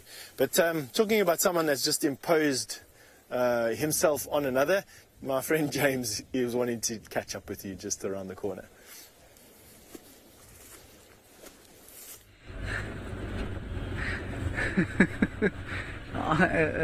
On whom have I imposed myself? Let's have a look at these nyalas. Bushwalk is obviously not far from us. I didn't hear them coming. I just happened to turn around at that stage, and there they were. I obviously felt their presence there. So they were being very stealthy indeed. I think the wind probably helped them slightly, and my mind was way off somewhere else, trying to figure out what on earth we had seen from the drone. By the time we got to the impala, those three things that made them move away, and this is the herd of impala, mixed herd of impala and nyala, they had, I think we probably made a bit too much noise going in and they disappeared. I think Sebastian's call that they were hyena is a good one. You saw the way the impala and nyala did not run away, but they moved away every time those three things got close. So it indicated that they weren't sort of afraid too much. If they'd been dogs, they would have run. If they'd been leopard, they would have shouted and made a big noise. And, well, a pack of 3 leopard would be extremely unusual, I suppose. So I think probably hyenas that disappeared into the valley of the Umluamati. Anyway, we're going to keep driving around here, see if we don't come up with anything that may have made the original impala alarm call. You know, this drone is particularly effective at picking up hot spots, but I think as soon as something hides under a tree, it becomes impossible. Obviously, the drone can't see it. And leopards will very seldom, especially in a wind like this, lie out in the open. Anyway, Gemma, you don't need a special, you do need a special license to fly a drone in the night time. You don't need a special license to fly a drone with a thermal camera on it. You just need a license to fly a drone, and then you need a special license to fly it at night. Which is why I don't fly it, you see. I don't have a license.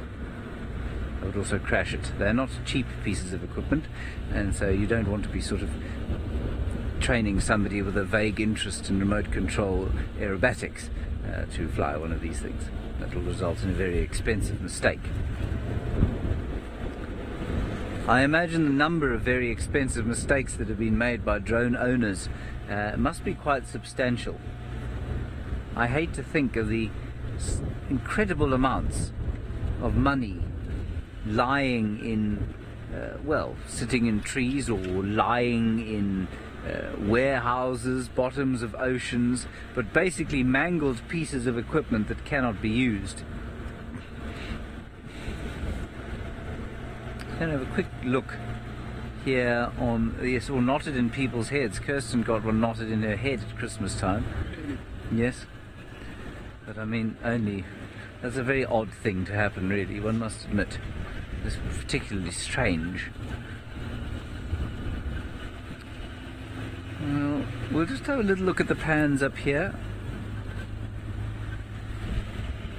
She has claimed that she's so photogenic that the drone was just drawn towards her. Of course, it's ridiculous. We'll let her believe it.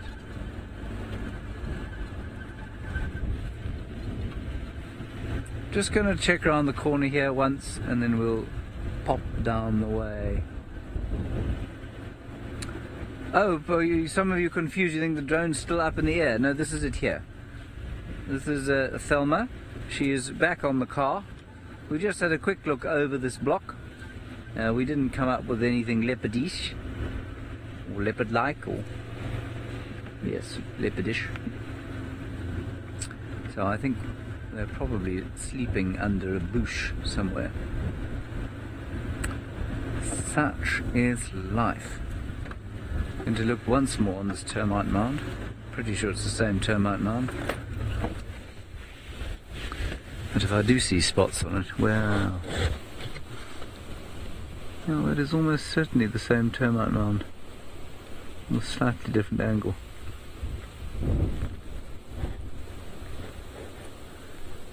So blustery.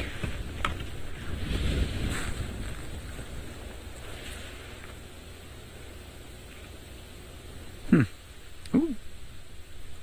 1 second. Something moving in here. It's not the crunch of bones, is it? Sebastian?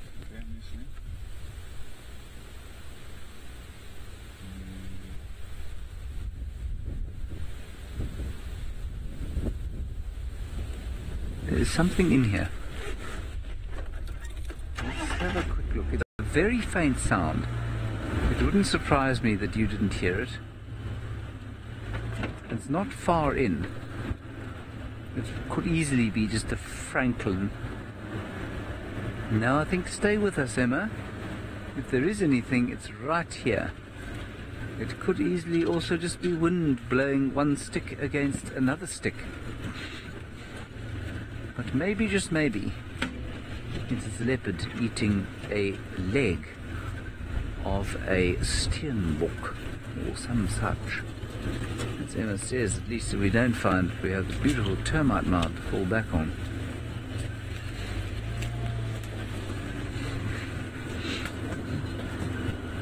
We spot a leopard in here from the very vague sound of a bone being crunched. I shall be deeply impressed with myself, to the point of actually taking credit for finding it.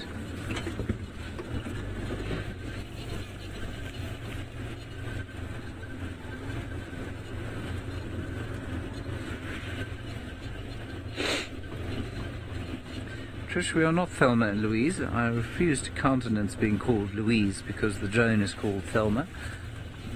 I don't think that Sebastian would appreciate being called Louise either. Do you, Sebastian? Do you want to be called Louise? No. Interestingly, however, though, the person who did come up with the name is Louise. So I think she must remain the Louise of the Thelma and Louise team. Perhaps it's prescient and she should be flying the drone. No, whatever it was, it's not what I thought it was, and so disappointment now reigns high in my heart.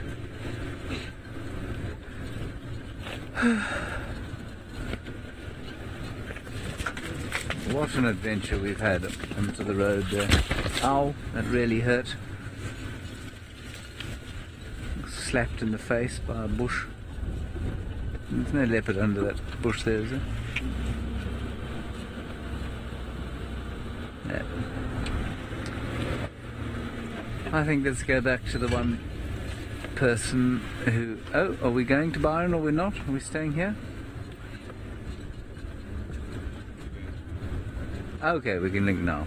Alright, let's go back to Byron, find out what he's doing with his cat.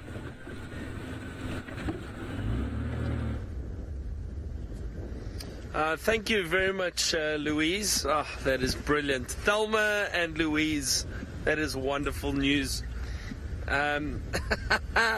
We have left Tingana now. There were a few other people that wanted to get in and try and get a view of him while there's still a bit of light. So we've left Tingana. He hadn't moved. He's still up in the tree.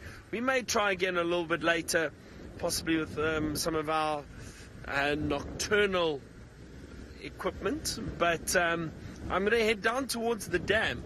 Just check around Chitwa Dam and see if there's anything making its way down to drink, or if there are animals sunning themselves like the hippo or crocodiles. But it really is chilly this afternoon. I can't believe it. It's very, very cold.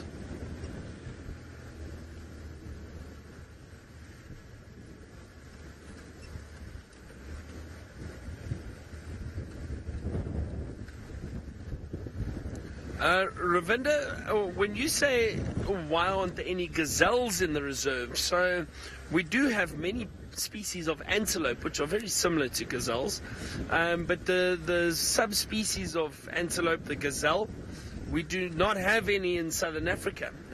So the Thompson's gazelle, which you're probably used to seeing up in the Masai Mara in East Africa, there are plenty of those up there, but we do not have them down here. They don't occur down here. So that's the only reason there are no gazelle, but there are plenty of antelope, which basically are in the same family, very closely related.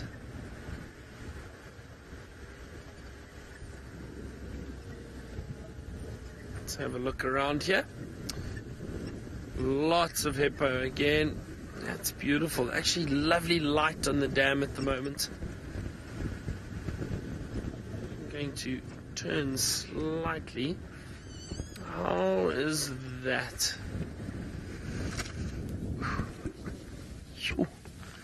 It is really bitterly cold at the moment. Very, very beautiful in front of Chitwa Camp.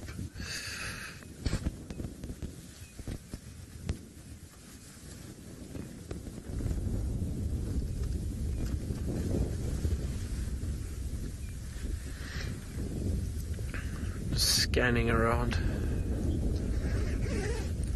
Even the hippos look a bit chilly. They do indeed. Oh, I'm a bit chilly.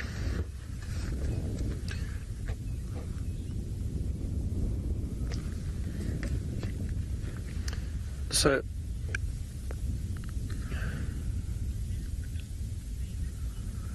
I'm just thinking now, with the hippos being in the water, that's also a good sign that it's potentially really cold out of the water. So that's why the hippos stay in the water. It's most likely a little bit warmer there. And the reason I say that is because there's a cold wind blowing. So if this hippo were basking in the sun trying to warm up, this cold wind would not help at all. So they'll stay in the water.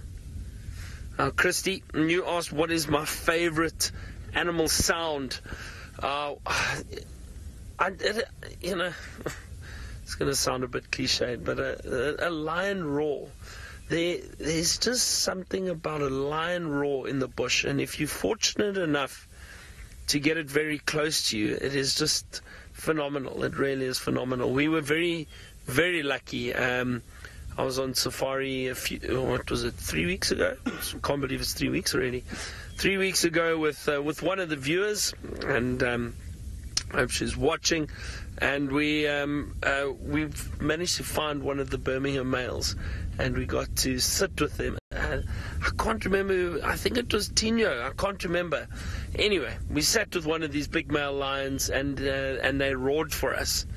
Or he roared for us, rather. And it was unbelievable. We were really close, out in the open, perfect afternoon sun. And that is definitely one of my favorite sounds.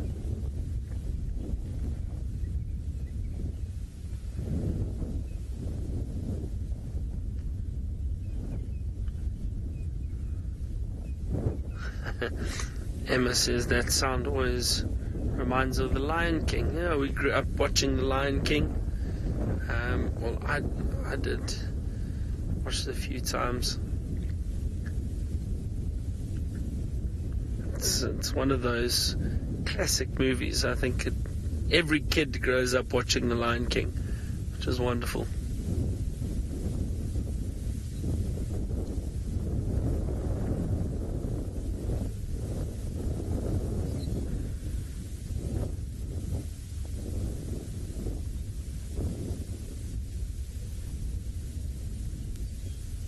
Very peaceful here. There's some swallows calling, flying around at the moment. There's some red-billed buffalo weavers.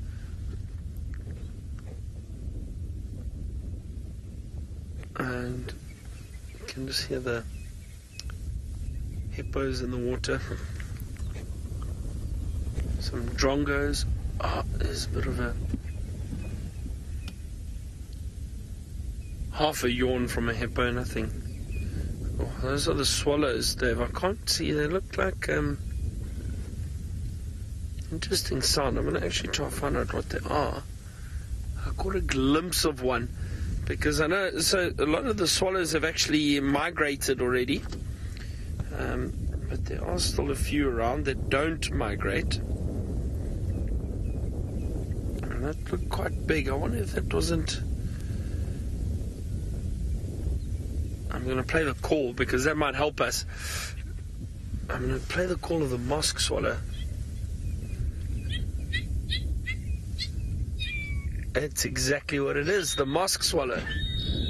Oh, I love it when I get it right. It makes me so happy. It makes me think I still know what I'm doing. I did not learn this from James. I taught myself this one.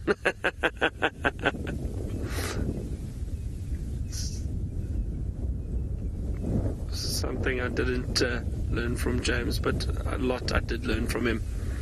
But don't tell him. So this is the beautiful mosque swallow. Now we don't often see them around, but they are lovely, and I could hear them calling. See that very prominent fork in the tail at the back, bit of brownish coloration, and then I'll play the call for you once more so you can just hear what I was listening to. And it's quite a large swallow too. Do you hear that sound? Oh, the fish eagle's flying in. Let's have a look.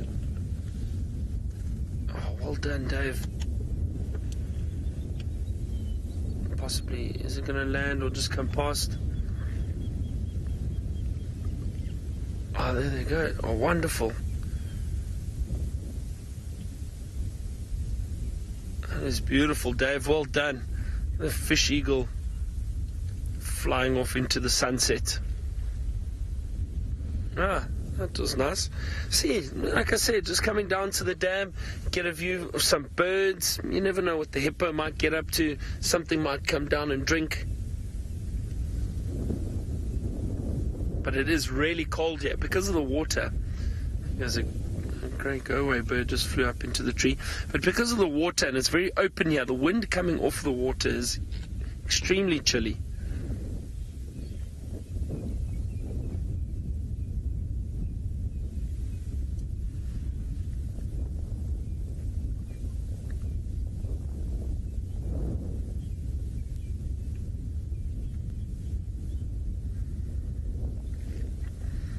Sounds like Steph is also appreciating the sunset. So let's head back to the man on foot and find out how it's going. We absolutely are appreciating the sunset. It is so beautiful. And although a little bit twiggy from our point of view, we are really looking at that cloud of the silver lining, and that is really the beauty of this particular one. But we're also enjoying a story. You know, as we're walking through the bush looking for things to talk about, obviously stories come up about experiences had in the bush, and this termite mound in particular carries a nice story. Right here, Steve and Herbie got charged by one of the evoker males. So they were standing here, where I'm standing now, and the male lion was lying at the base of this tree here, and that is, I'll pace it out for you. So that's 1, 2, 3, 4, 5, 6, 7, 8 steps, so 8 yards away from where they were standing.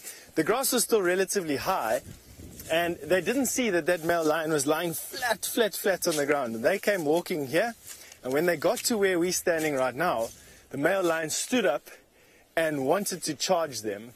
And Herbie carries a firearm just for this particular instance. And he said he was almost ready to deploy, and he said, hang on, wait, this lion in his mind is still deciding what's happening. And they slowly backed away. So the biggest thing when you're being charged by a lion is to try and create distance if they allow it. So the trick is to go, hey, and stop the charge with your hands. So you lift your hands up and you become nice and big, and that usually makes the lion go, whoa, this is something big and dangerous, and immediately to start backing away. So you immediately back away, you look at that lion. If he comes, you go, hey, again, and you stop them. That's the recipe for standing a lion down. And they got to about this point here, where there's a natural barrier. And what you don't want to do is give lions the ability to hide away. Well, you don't want to hide away, you want to be in the open. So they were in the open here, and the male lion decided that he'd walk off, and Herbie just delightfully just regaled us on the fact that when they finally got together here for a chat and a bit of a debrief on what happened, he went home with a nice reminder of what had happened, and he says his pants were a little bit of a darker stain on the side. You know, all done and said. Lion was safe, we were safe, he was safe, and it was just one of those experiences that you have out here from time to time. So it's nice to know that those evoker males have got a little bit of spunk in them, and obviously be careful, absolutely. Now, Len, all the way from Canada, you say you would have melted on the spot. Well, you do melt. You always melt, even though it happens. You know, you can be charged a couple of dozen times over a period of a career, and you melt. It just a little bit less fluid comes out every time, but you still melt even after all these years. But yeah, that is why termite mounds, we very rarely, if ever, approach a termite mound directly that you haven't walked a circle around, because the actual termite mound acts as a barrier for the sound, and if something's lying on the other side of that termite mound, you can give it a big fright. And because the distance between you and that animal is so close, you instinctively make a decision. You either fight or it's a fight or flight reflex. And you really want to try and avoid putting animals into a position where they feel that they need to fight. And that takes many years, and even then, you know, accidents do happen, and people, animals get hurt. In this particular case, which is by far the most common encounter, it's a bit scary, you're a bit shaken up, animal runs away, you get a bit of a fright, you come back, you have a nervous laugh about it, your adrenaline pumps for the next couple of hours, and then you go back and you have a cup of coffee or a beer or whatever the case may be, and you calm things down. But that's why, walk quietly, listen to the bush. When you get to a termite mound, walk around it at least 20 meters. Is the advised distance, and in particular if you're approaching from the shadow side. So in other words, lions quite... Sorry, there was a kudu barking now. So it's one of the things that we listen for out here is alarm calls. Now that was just one, which doesn't mean much, but close to the lodge. So we're going to make our way around back to Gallagher Camp, and we're going to see if we can find what was making that noise. Let's have a look at the sunset while we're at it. We can now get out from behind the screen of trees. It'll give us a chance to listen. There we go, have a look at that sunset. That's beautiful, eh? Silver lining on the cloud, golden light underneath it. Yeah, definitely kudu calling around about quarantine open area, I would imagine. It's difficult for me to hear because I've got an earpiece. Oh. It's actually coming from where we heard those kudu barking the last time. So where I thought it was coming from that side, because I've got an earpiece in, my 360 hearing is not as good. And so it's actually coming from that way, very close to where we heard the first kudu call. So James is already on his way. He's on the run, and off you go to him to find out his plan.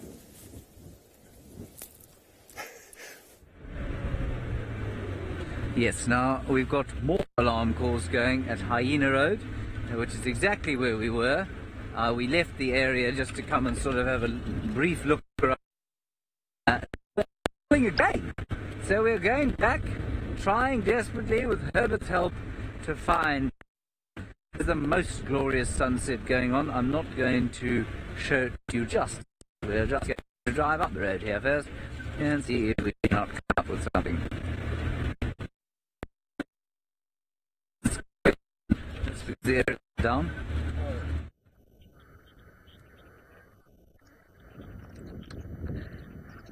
It sounds like, unfortunately, Louise is having some issues with gremlins. Hopefully we get it sorted out soon. But we have got a beautiful, beautiful sunset to show you. Look at that. Isn't that spectacular? Blue, blue skies, that golden sunlight kind of drifting behind the clouds.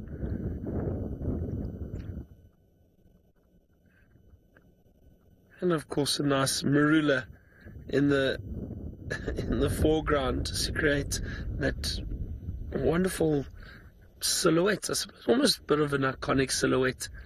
Or a tree, a bare tree in front of the sunset. Could be any tree really, but in this case it's a marula.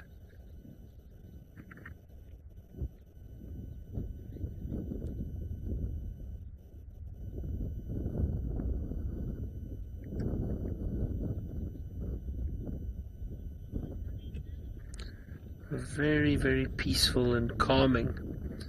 I think just sitting, enjoying the sunset. This would be, honestly, this would be a perfect spot for little sundowners, I suppose. Have a snack and something to drink and then continue the drive. Especially with the afternoon we had. I mean, sitting with, firstly, elephant and then, of course, that big male leopard, Tingana. It really is special. So it's been a great afternoon. I really have enjoyed it. Wonderful afternoon back.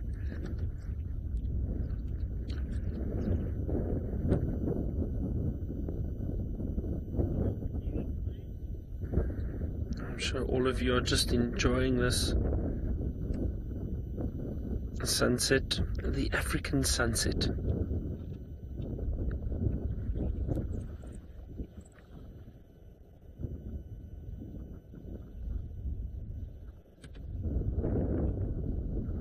Very, very beautiful.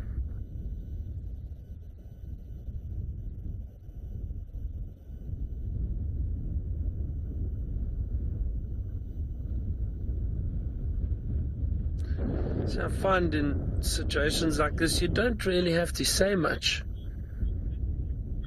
You can just sit and enjoy it. Watch the sun drop. Lady Macbeth, you say nothing beats African sunset. I agree. Very little beats an African sunset like this. When you know you really are sitting in Africa, in the wilderness areas of Africa, enjoying the sun go down. We probably a few hundred meters from where we left that male leopard. He's not too far. There's probably elephants close by, lions. You never know. Animals are all over.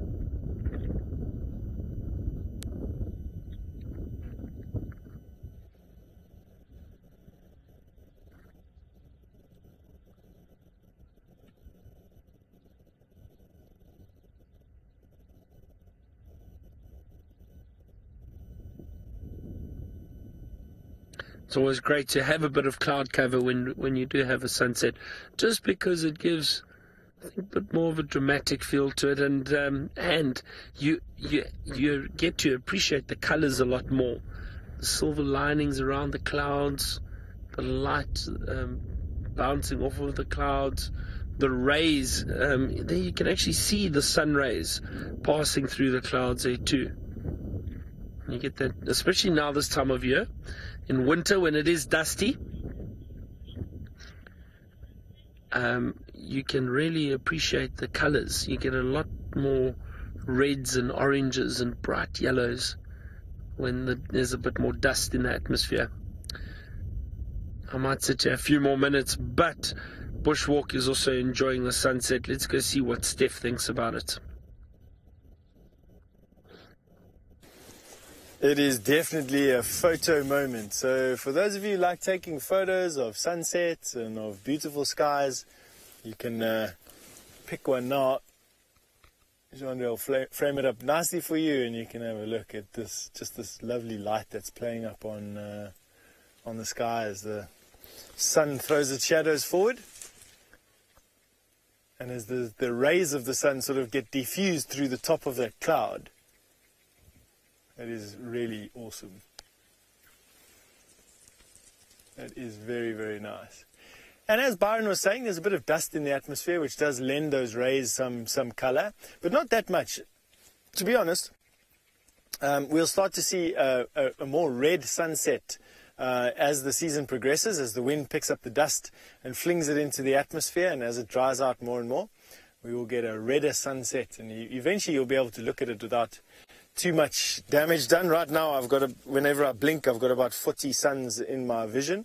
So it's still a little bit too bright to look at directly for a long time. In fact, it's probably too bright to look at, period, when you've burnt spots onto your retina like I have.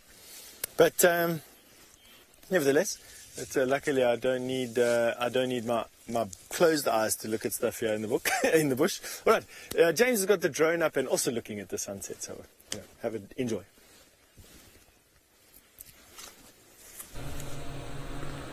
It is looking at the sunset, as you can see. Sebastian Rombi flying past, a dead tree there. Now, we're back at exactly the same position where Herbert said there were alarm calls, and so we're going to briefly show you the sunset, and then we're going to fly up a little bit, and then we'll flip the camera into its thermal mode, and we'll see if we can't find a bit of a hot spot. It's one of the prettiest coloured sunsets I've seen out here for a very long time. There you can see the landscape. Absolutely gorgeous. That's stunning.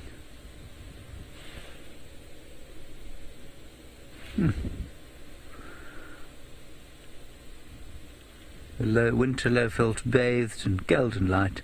Well, Sebastian, why don't you look at this view, maybe? You want to go somewhere? No, let's stay on this view and see. Yeah, there's a little 360 around and see what we can find.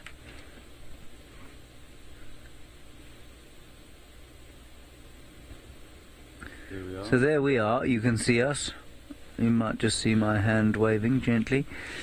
Now the trick, there we are. The trick is going to be to see if we can spot some impala first, perhaps, and then the leopard, that is whatever's making the alarm call every time we leave the area. I suspect quite strongly that Tlalamba is over here on her own.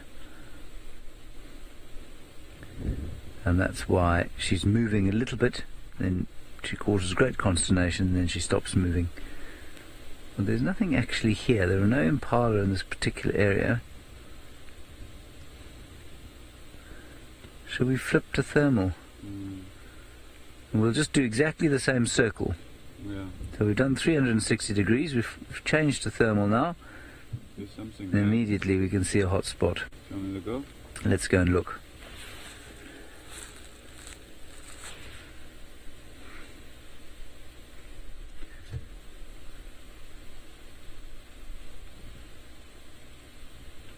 Everything looks a lot warmer than we are in reality, I'll tell you that for free.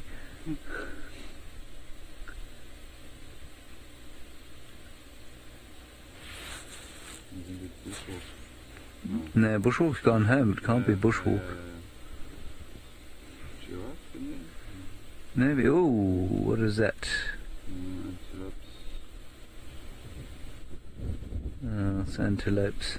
On the right, definitely antelope. Yeah. This one, yeah. Well, if that thing is a leopard, it's about to kill that antelope. Yeah. Okay, I think come back this way if you can. You're quite a long way. And basically fly a straight line back towards us. Whoops, sorry about that. So fly south-eastish. Just south. You fly just straight south. That's probably the northern cut line you can see there.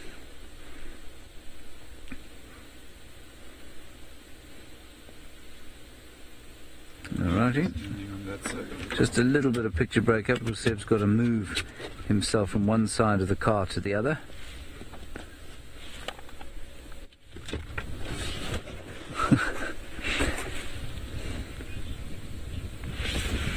What is that? That's the antelope there. Alrighty. I don't know what these impala are alarm calling out. They will of course be very skittish on a day like this. There's something there. Stop a sec. Go forward a bit.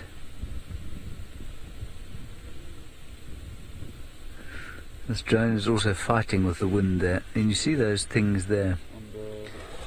Yeah, bottom right quadrant. Now that one on the right is moving. Go forward a bit.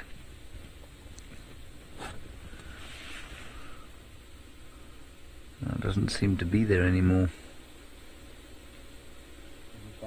Yeah. I think that's termite mound.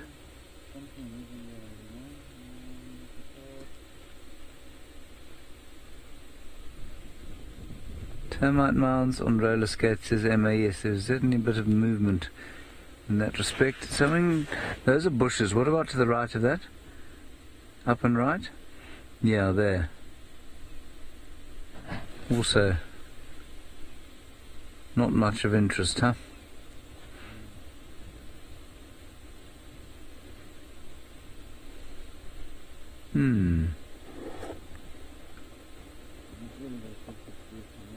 Yep, just do a little 360 from here.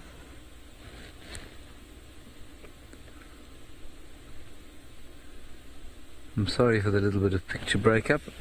Watch this leopard just step out on the road in front of us. You got something? Sebastian has seen something. I see it in the middle. There's another one left, top left over there. Yep. Let's look at the one bottom right first. Ooh, says Sebastian. Now, where is that from us? That that looks hopeful.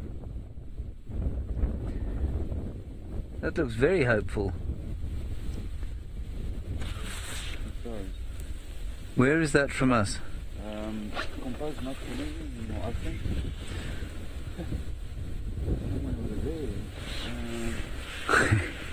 Just trying to figure out where it is exactly. Okay, here we are. On the map. And the red is where we are. The red is us. The red is us. Where the drone is. Oh, the drone is. Yeah. Okay, well let's drive up Hyena Road. Can we drive, Seb? We'll come back for your helipad. Yeah. Come back for it, yeah? Sebastian's left his helipad on the road. We'll come back for it. Alrighty, we'll try and get in there and see what's going on. It is a little way away. And so we're just going to come back to my picture, which is a little bit squaff, but don't worry about that. We are obviously operating 2 cameras on 1 vehicle at the moment. Sorry about the squaffness.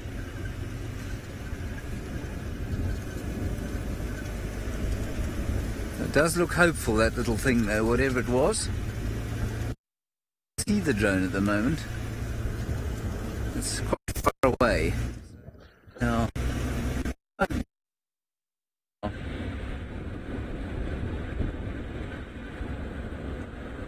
no, it doesn't seem to be getting any closer, Sebastian. Are you flying away from us?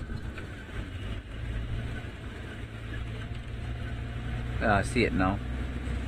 What? Yeah, the drone's just up that way. Is that thing moving? The drone's moving.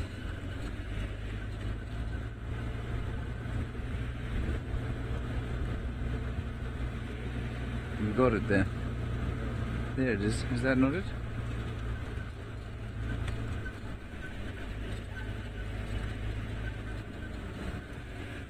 Now the trick is, of course, to vector yourself in there. That might be it. I'm not sure. Oh well.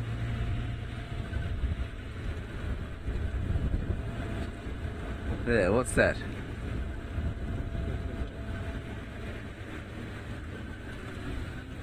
Well, it's pretty close. That doesn't look like a predator though, does it?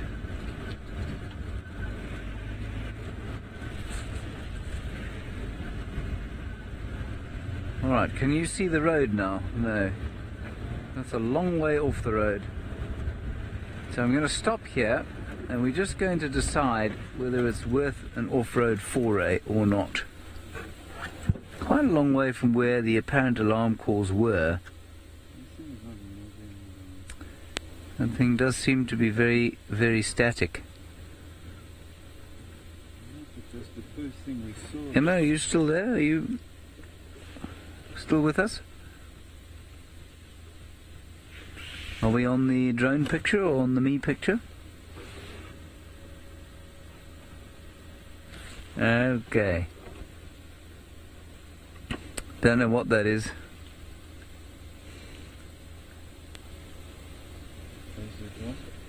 Drone's over there.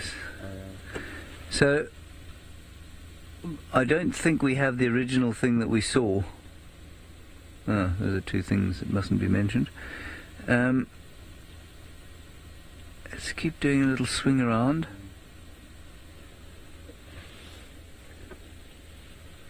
And then I think we should probably fly back to our original spot. Them's grazing grass, I think. Yeah.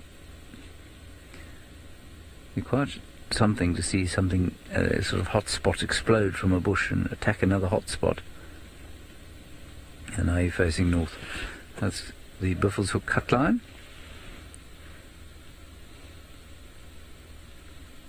As you can see. Yeah, that's way too far away from where Herbert heard the alarms. No.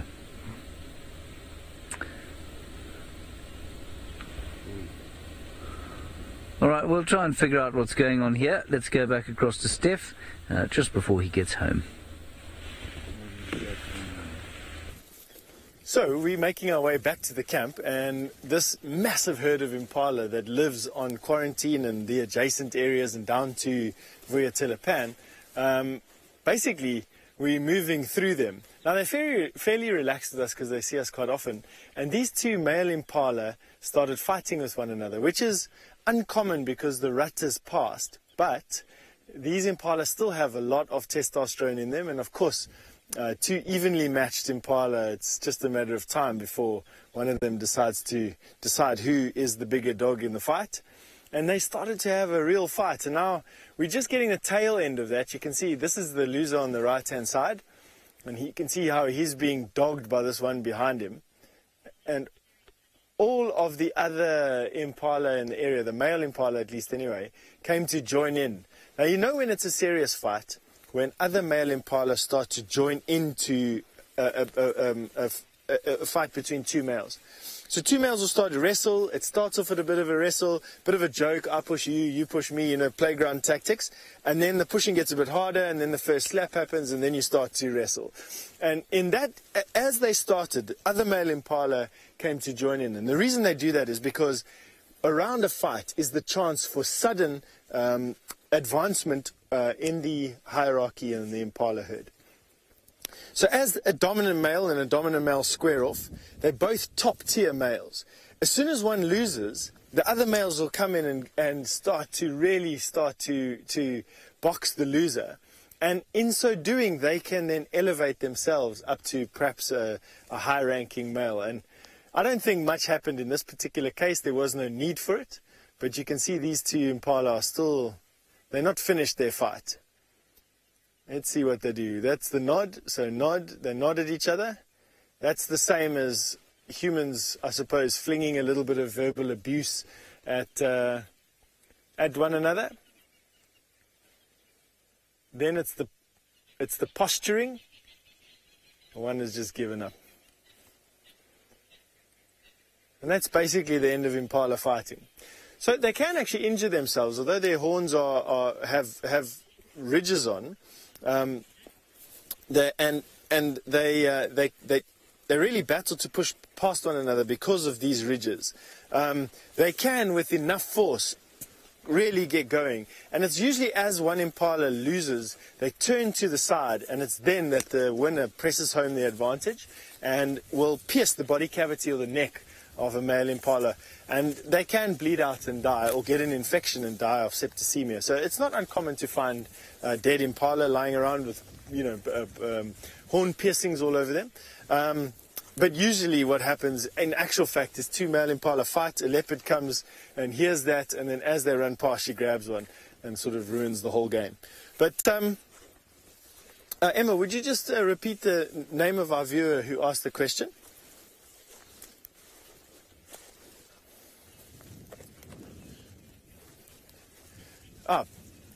Excuse me, Puma, I just was busy speaking and I'm out of practice. So basically, Puma, you want to know what the difference is between a horn and an antler. There we go, I'll explain it in a sec. What you're watching there is called stotting, and it's a way an impala or a lot of antelope actually show how fit they are. It's quite a nice thing where they sort of bound and bounce from their back foot to their front foot.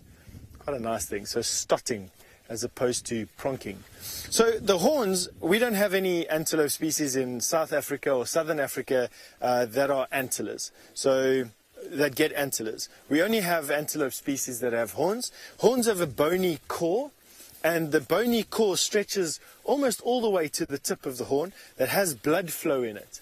So that's the main difference between a horn and an antler. An antler grows from a bed like a toenail does, or a fingernail. So that bed is right close to the skull, and the antlers will grow from that and into the most elaborate shapes and designs. But they don't have a bony core. They're made up of, I think it's keratin. They're made up of solid keratin like a fingernail. Whereas a horn grows from the inside of the horn out, and there's a bony core with blood flow in it. So hopefully that answered your question there. Let's have a look at these impala. They really are superbly relaxed around us, and it's because we leave with our walks and return from our walks from a single point, and we bypass these impala so often that they don't see any threat to us whatsoever. And we actually forget how amazing these impala are actually. They're really good-looking antelope. It's nice. Some males and the females. The males are now back with the females. And the reason why the males are back with the females is because the rut is over. And all the ladies, well, hopefully most of the ladies have got baby impala growing inside of them. And we will see the fruits of all these males' efforts in November. October to December is when the first impala lambs start to drop. And they all drop simultaneously. And it's because they were all mated with simultaneously. And the reason for that is that impala flood the market, so to say, with babies, so that predators will obviously take a lot. But because there's just an overwhelming abundance of babies, most of them actually survive into adulthood. And impala are the most numerous antelope in the Kruger National Park because of that. So, very good strategy.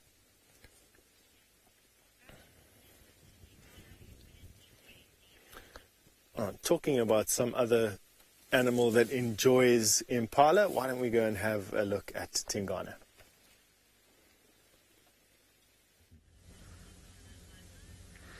Yep, we are back with Tingana, and he has not moved. He has not moved at all. Still very happy up in the tree. It appears as though that hyena we saw earlier has moved off. Don't see it anymore. Possibly just lying somewhere nearby, waiting for a few scraps to fall out of the tree. But the leopard has not moved. He's still resting high up in the tree.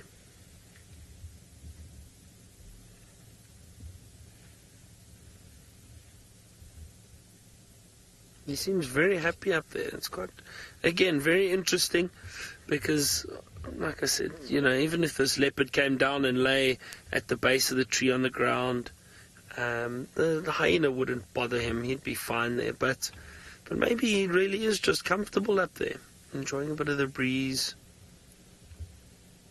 Or maybe he was trying to get the last bit of sunlight for the day. So up in the tree.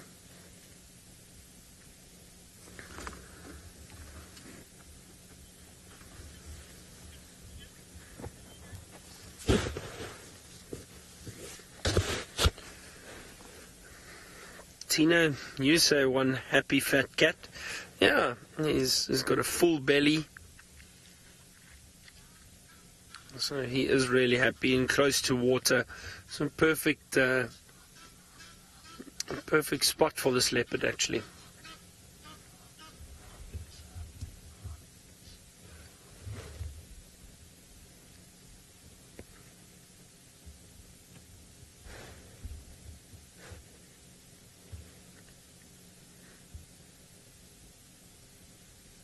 It's been a very peaceful afternoon, I think. You know, we was taking slow drives through the area, and fortunately the elephant first up, then got to see Tingana up in the tree. He hasn't moved around the dam a little bit. It's been cold, but I don't think it affects the animals too much. They obviously know how to deal with the temperature,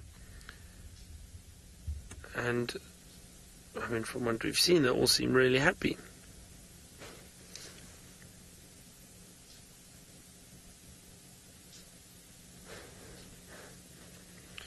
Now, I'm assuming what will happen in this situation is Tingana will feed on that carcass until it is finished. And once he has done that, he will then potentially move on. But usually leopards, as we know, they'll feed on the carcass until it is finished. There's very little left, and then they'll move on. Unless they get chased off a kill by other predators. But this one, especially with Tingana, this being a big male leopard, it's highly unlikely any animal will come and steal this from him. And even a lion, I don't think, would be able to get up into that tree. So it is a really good spot for him. Perhaps, I don't know if a lioness was really brave. Problem is, they're much heavier than that leopard, and those branches don't look like they would hold the weight of a big lion. You never know, but they're not as agile. It's very difficult for them to climb. So I think he's got a perfect spot there, and he'll finish that kill. Would you like to? Yeah. I think we're going to try switch to infrared quickly. So let's just, I think if we may, Emma's just going to flick a few switches for us, and then we can try infrared. And Tingana, we're starting to lose the light now. Alright, there we go.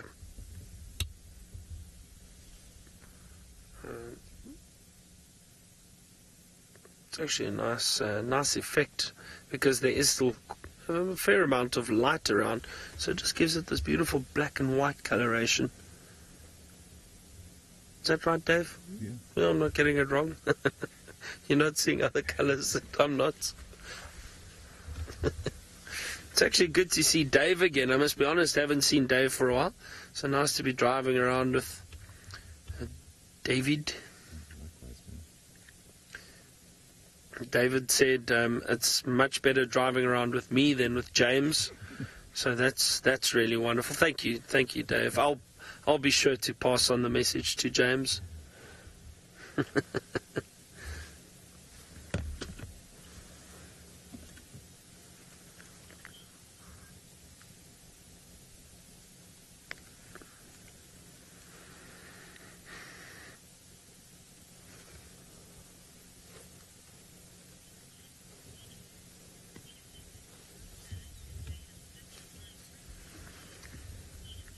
Minamu, do leopards smell bad because of their high protein diet? Well, leopard dung certainly does smell bad. All predator dung smells really bad. The leopards themselves, and to be honest, I've never got close enough to smell a leopard. But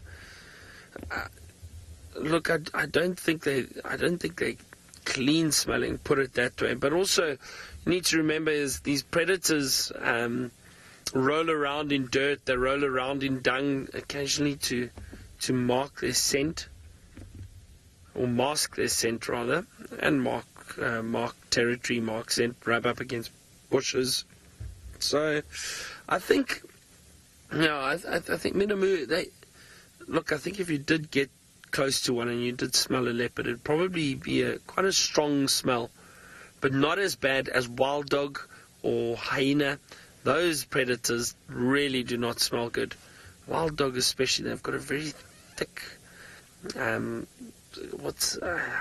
can I explain it, like a musky scent to them when they run. You can smell it if you just drive behind them, you can smell it. Yes, exactly. Emma was saying perhaps like a wet dog smell. Exactly like a wet dog smell.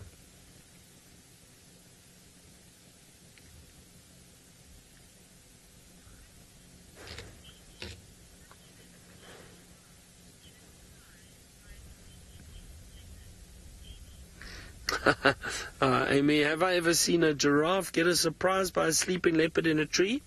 No, I haven't. You know, giraffe, their eyesight is very, very good, and they're very, very aware and alert. So they'd probably see a leopard up in the tree before they went and looking to feed on the leaves. I've never seen it. I don't know if anyone else has. I have seen a leopard lying in a tree and watching antelope walk under the tree, or right under the branch of the leopard, but it was waterbuck. It was too big for the leopard to actually try and pounce and make a kill.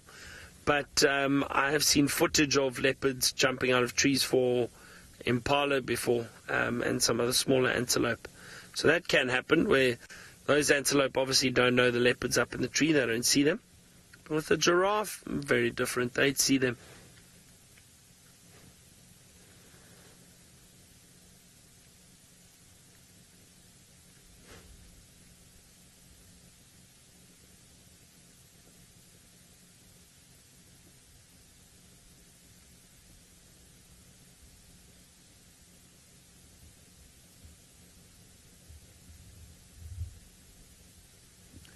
It's gone very, very quiet now.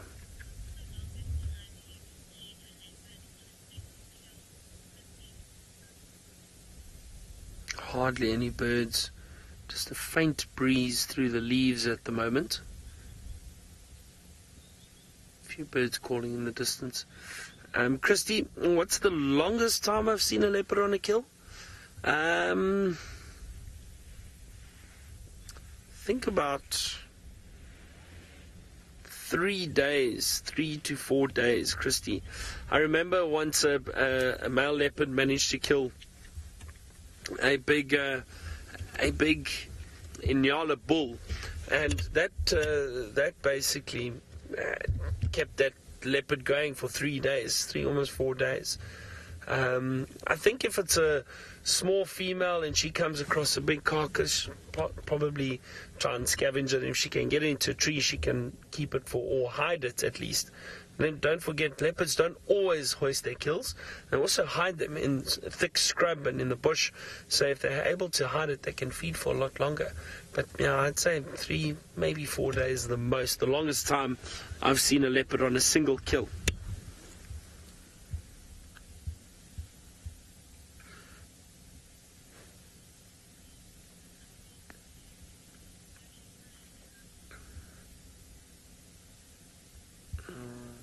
Well, I'm going to sit a little bit longer with this beautiful male and just see if he does start feeding before the end of the show.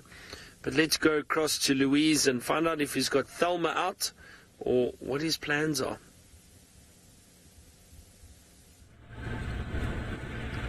Yes, we've got Thelma out. I don't know if you're looking at Thelma's picture or my picture because Emma won't tell me. I don't know. Are you looking at Louise's picture or Thelma's picture? Oh, at us. Fantastic. Okay, well, let's go to the drone. You can see us now driving along a road. And we've decided we're just going to do one more flight. We'll keep it in the air. We have failed to find anything that made the impalas upset. Unfortunately, we did our very best, I promise. We did find some elephants and we found a giraffe on our last flight.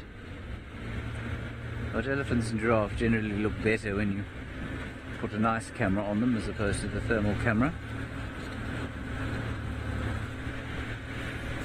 And so you can see how hot the car is as we drive along. So we're going down towards the valley of the Great Umaloamati drainage. And bushwalk has headed home, so if you do see people, they are not bushwalk. Now in front of us we've got some nyalas. Can you see the nyalas? You can see them with the picture on the drone, which is quite fun. Yes, thank you, Emma. I think they are nyalas, I think that's right. Yes, there they are. You can just see them in the picture there. Shall we switch to the infrared on the other one?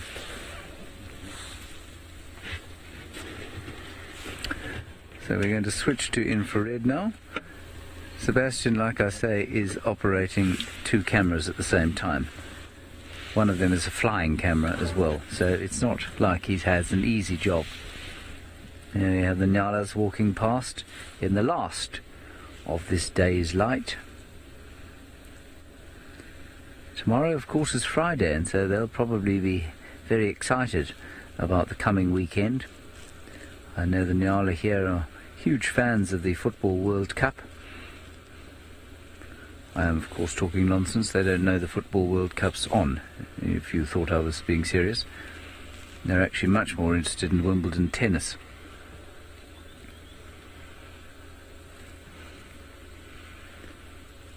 Right. Well, that was a great sighting, Sebastian, in black and white infrared. Well done. Okay, you can put the camera back on me. Lock it off. We'll start the car and we'll carry on.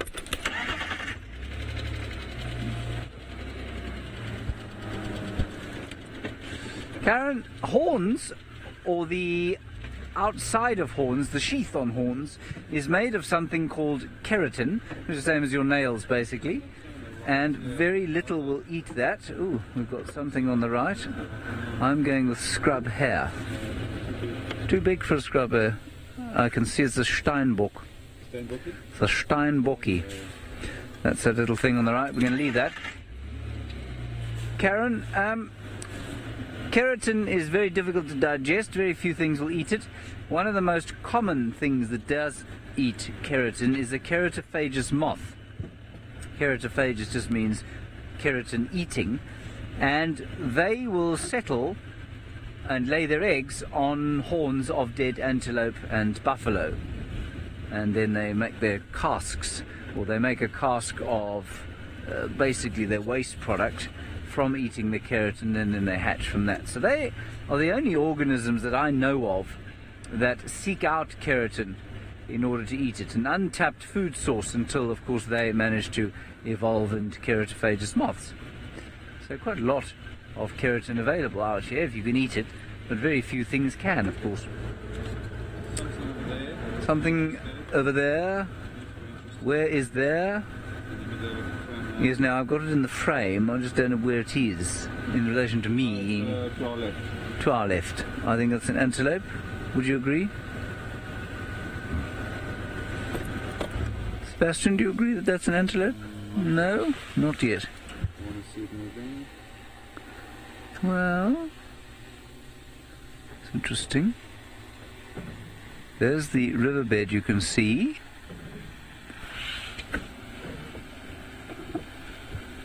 Is it moving? I can put up here. Everybody, if you would like to guess what that is, you must feel free to tell us what you think it is.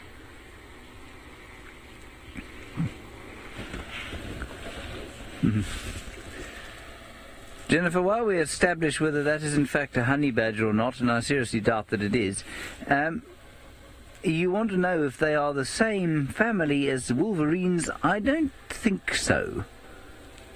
Very few of the animals found in... well, is it wolverine a mustelid? It could well be, actually. It could well be part of the family Mustelidae. I'm not sure. Sebastian, that thing is not a predator. What do you think? I think it's again a Steinbocki or Yeah. Diker. Doesn't have a tail, eh? It doesn't have a tail, no. Certainly not a long one. No. I think that's an antelope. We're going to leave that one. It's not too far behind us.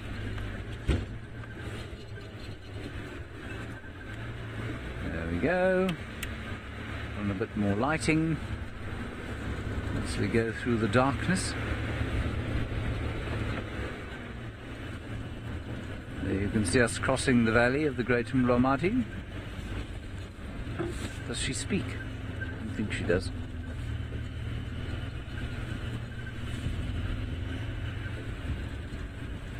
And now we'll go up and have a look around Chelapan, which is some of the last remaining water other than in the big dams at the moment. No, I did not copy anything. What did she say? Yes, lots of animals coming to the right. Pretty sure there's going to be impalas. They are impalas. Yes, I can hear you now, Emma. It was my fault. I had turned you down by mistake instead of turning down the Game Drive channel. Don't take it personally. Nothing by it. Hi, guys.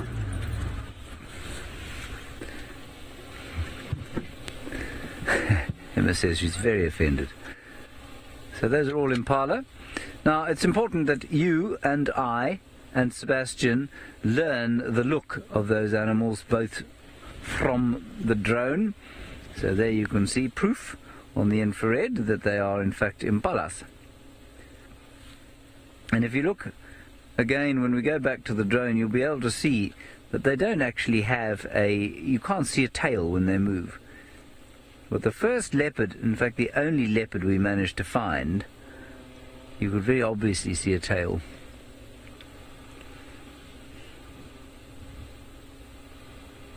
It's quite fun.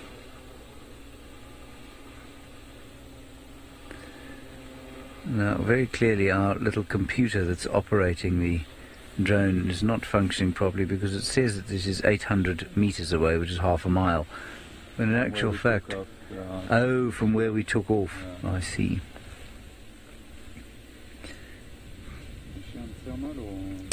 She's on infrared at the moment, I think.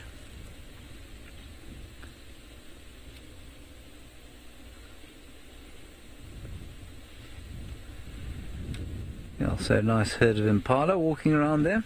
I think let's carry on driving. We'll head down towards the little pan up ahead.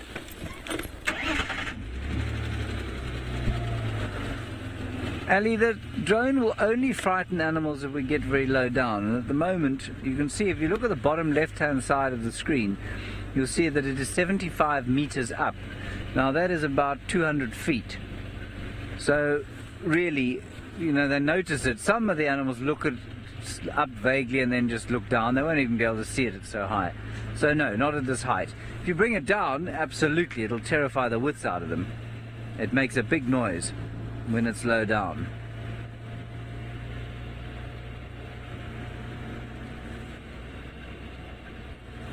Very nice. Okay, we're nearly at the pan. We'll just have a quick look there.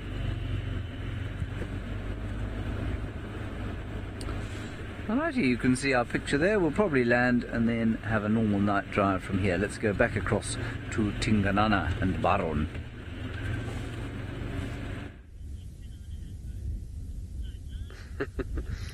Yep, well, it sounds like you're having fun there, James, with that drone. We are still sitting with Tingana. He has not moved. The hyena, however, actually I can just see some movement behind the tree. I don't know if you can see, you know, just to the exactly where you are. There we go. There is the hyena. It moved up and around. It's a bit dark and I'm quite low. I couldn't see it earlier, but it did give off some calls. Not quite a full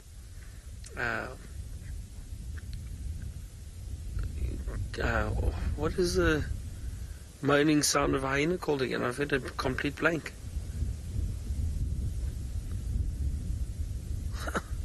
What do you call it? A whooping sound. Sheesh, can you believe it? Just a week out of the bush and I've had a complete blank. Oh, whooping. Oh, no.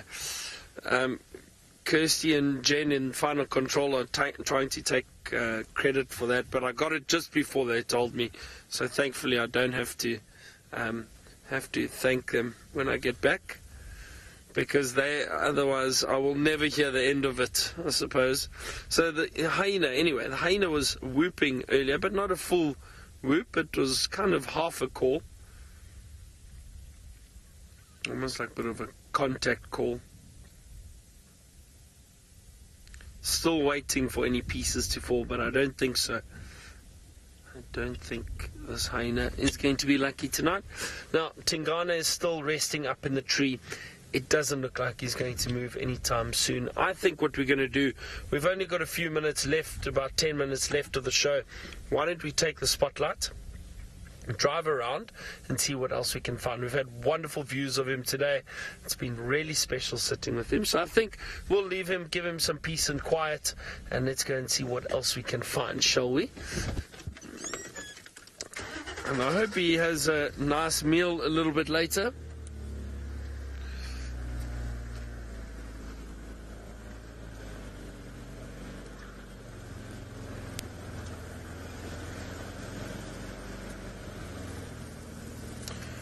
Oh, Danella, now you've asked how many cubs Tingana has fathered. Oh dear. No, I'm not too sure, Danella, because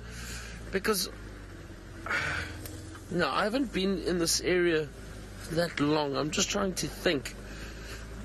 It's a pity. It's a pity Tristan isn't around. He definitely knows and has spent a lot of time up in this northern Sabi Sands. And I think he knows a lot better. Maybe James knows, Danella. I'm not sure. I mean, I think off the top of my head, I can think maybe at least 5 or 6.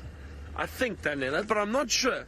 So maybe James can answer that, or chat to you about it and probably name most of them. Yeah, I think James will think about it. I mean, who've we got? There's obviously, I think Hosanna and Shogile, I think are his offspring. Then there was Tandi's cub, I think is offspring of Tingana. Who else? No, we don't have to.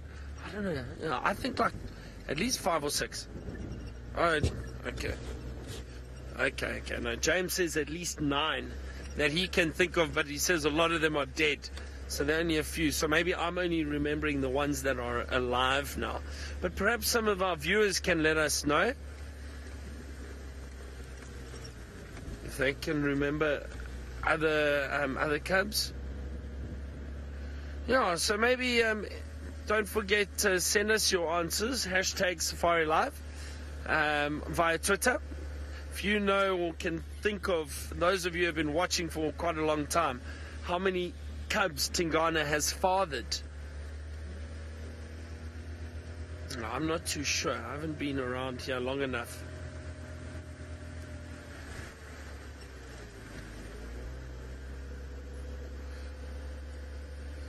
Now we're gonna, wow, look, just, I don't know if you can see, are we able to, can we just show that color quickly of the sky?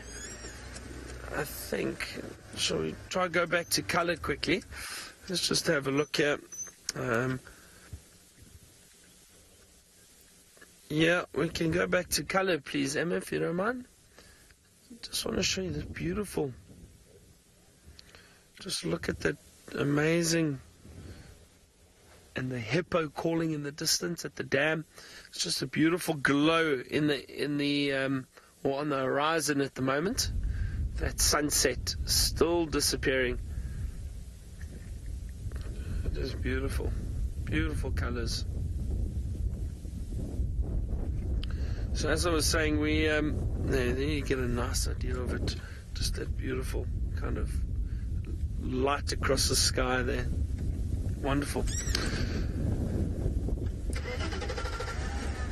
So as I was saying, we're heading back towards Juma now, and we'll get the spotlights out and see what else we can find. I think perhaps we can go back to infrared, please, Emma.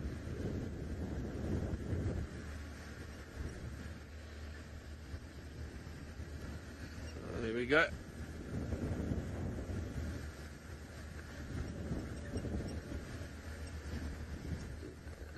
Now, I'm sure it's got to be my turn to find a honey badger, because I think Steph had honey badgers yesterday, and James. Was it both yesterday, Dave? That's not fair. That really is not fair. So, I actually popped up to the Timbavati last week, just after SafariLive.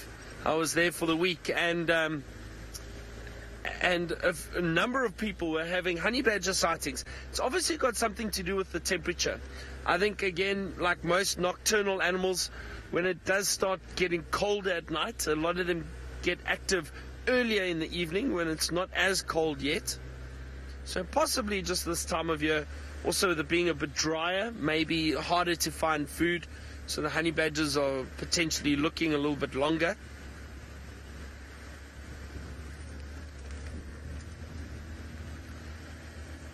That's what I think. Oh, there's a giraffe.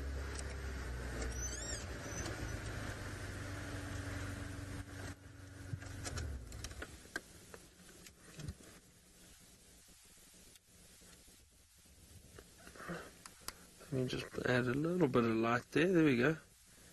You can see the giraffe disappearing through there.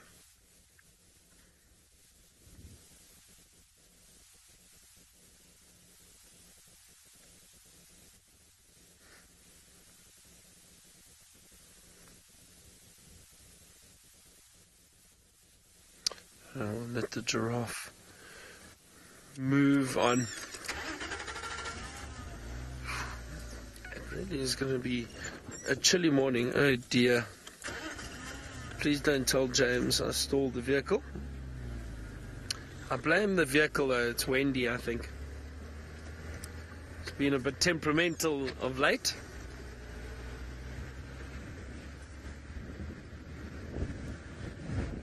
Alright, well it sounds like James is back on the vehicle, who's getting the drone sorted out. Let's go back to actually Thelma and Louise and find out what he's doing. That joke is now old, Byron. That joke is very old. We're no longer going to tell it, okay? You must come up with new jokes every time. You can't use the same joke every time. It becomes old and boring. Now, we are on our way home. Thelma performed technically okay today. She failed to find a leopard though. And, well, I'm beginning to think that the tracking skills of Herbert certainly are more effective in daylight hours at any rate. Unfortunately, the wind also blew very strongly today, which I think probably made Herbert's ears... that is a good joke. I think Herbert's ears were slightly less accurate than normal because of the wind. Byron says the joke that he's telling about or making about Thelma and Louise incessantly is not as old as I am.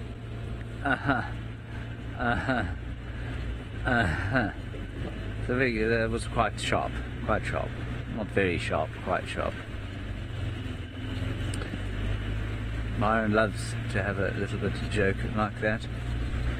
And of course, yes, as Emma says, it's very important to have a bit of humour on a cold evening like this. It is really pretty miserably windy and cold. I'm hoping tomorrow morning will be a little warmer and more pleasant to drive around in. Sure it will. Tomorrow you will be blessed again with Byron and I and Steph. And then tomorrow afternoon a great surprise that I cannot tell you about. A great surprise. There will be 3 people out. One of them will not be Steph though. Who could the other be? You can now start guessing frantically, but I'm not going to tell you until the afternoon, when you will see him or her.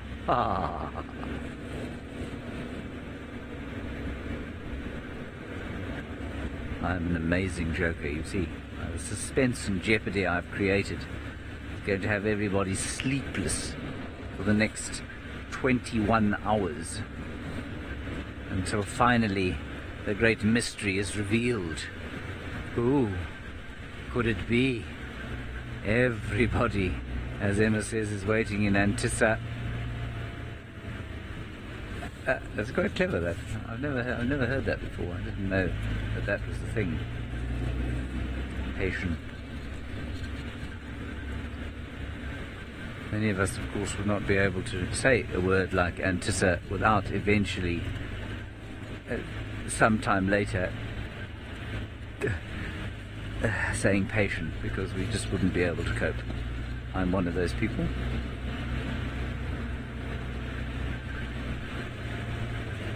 Right, we are nearly home. Hopefully there will be a last-minute leopard out the waterhole in front of the dam cam. That would be very exciting if that was to be the case. See one anywhere?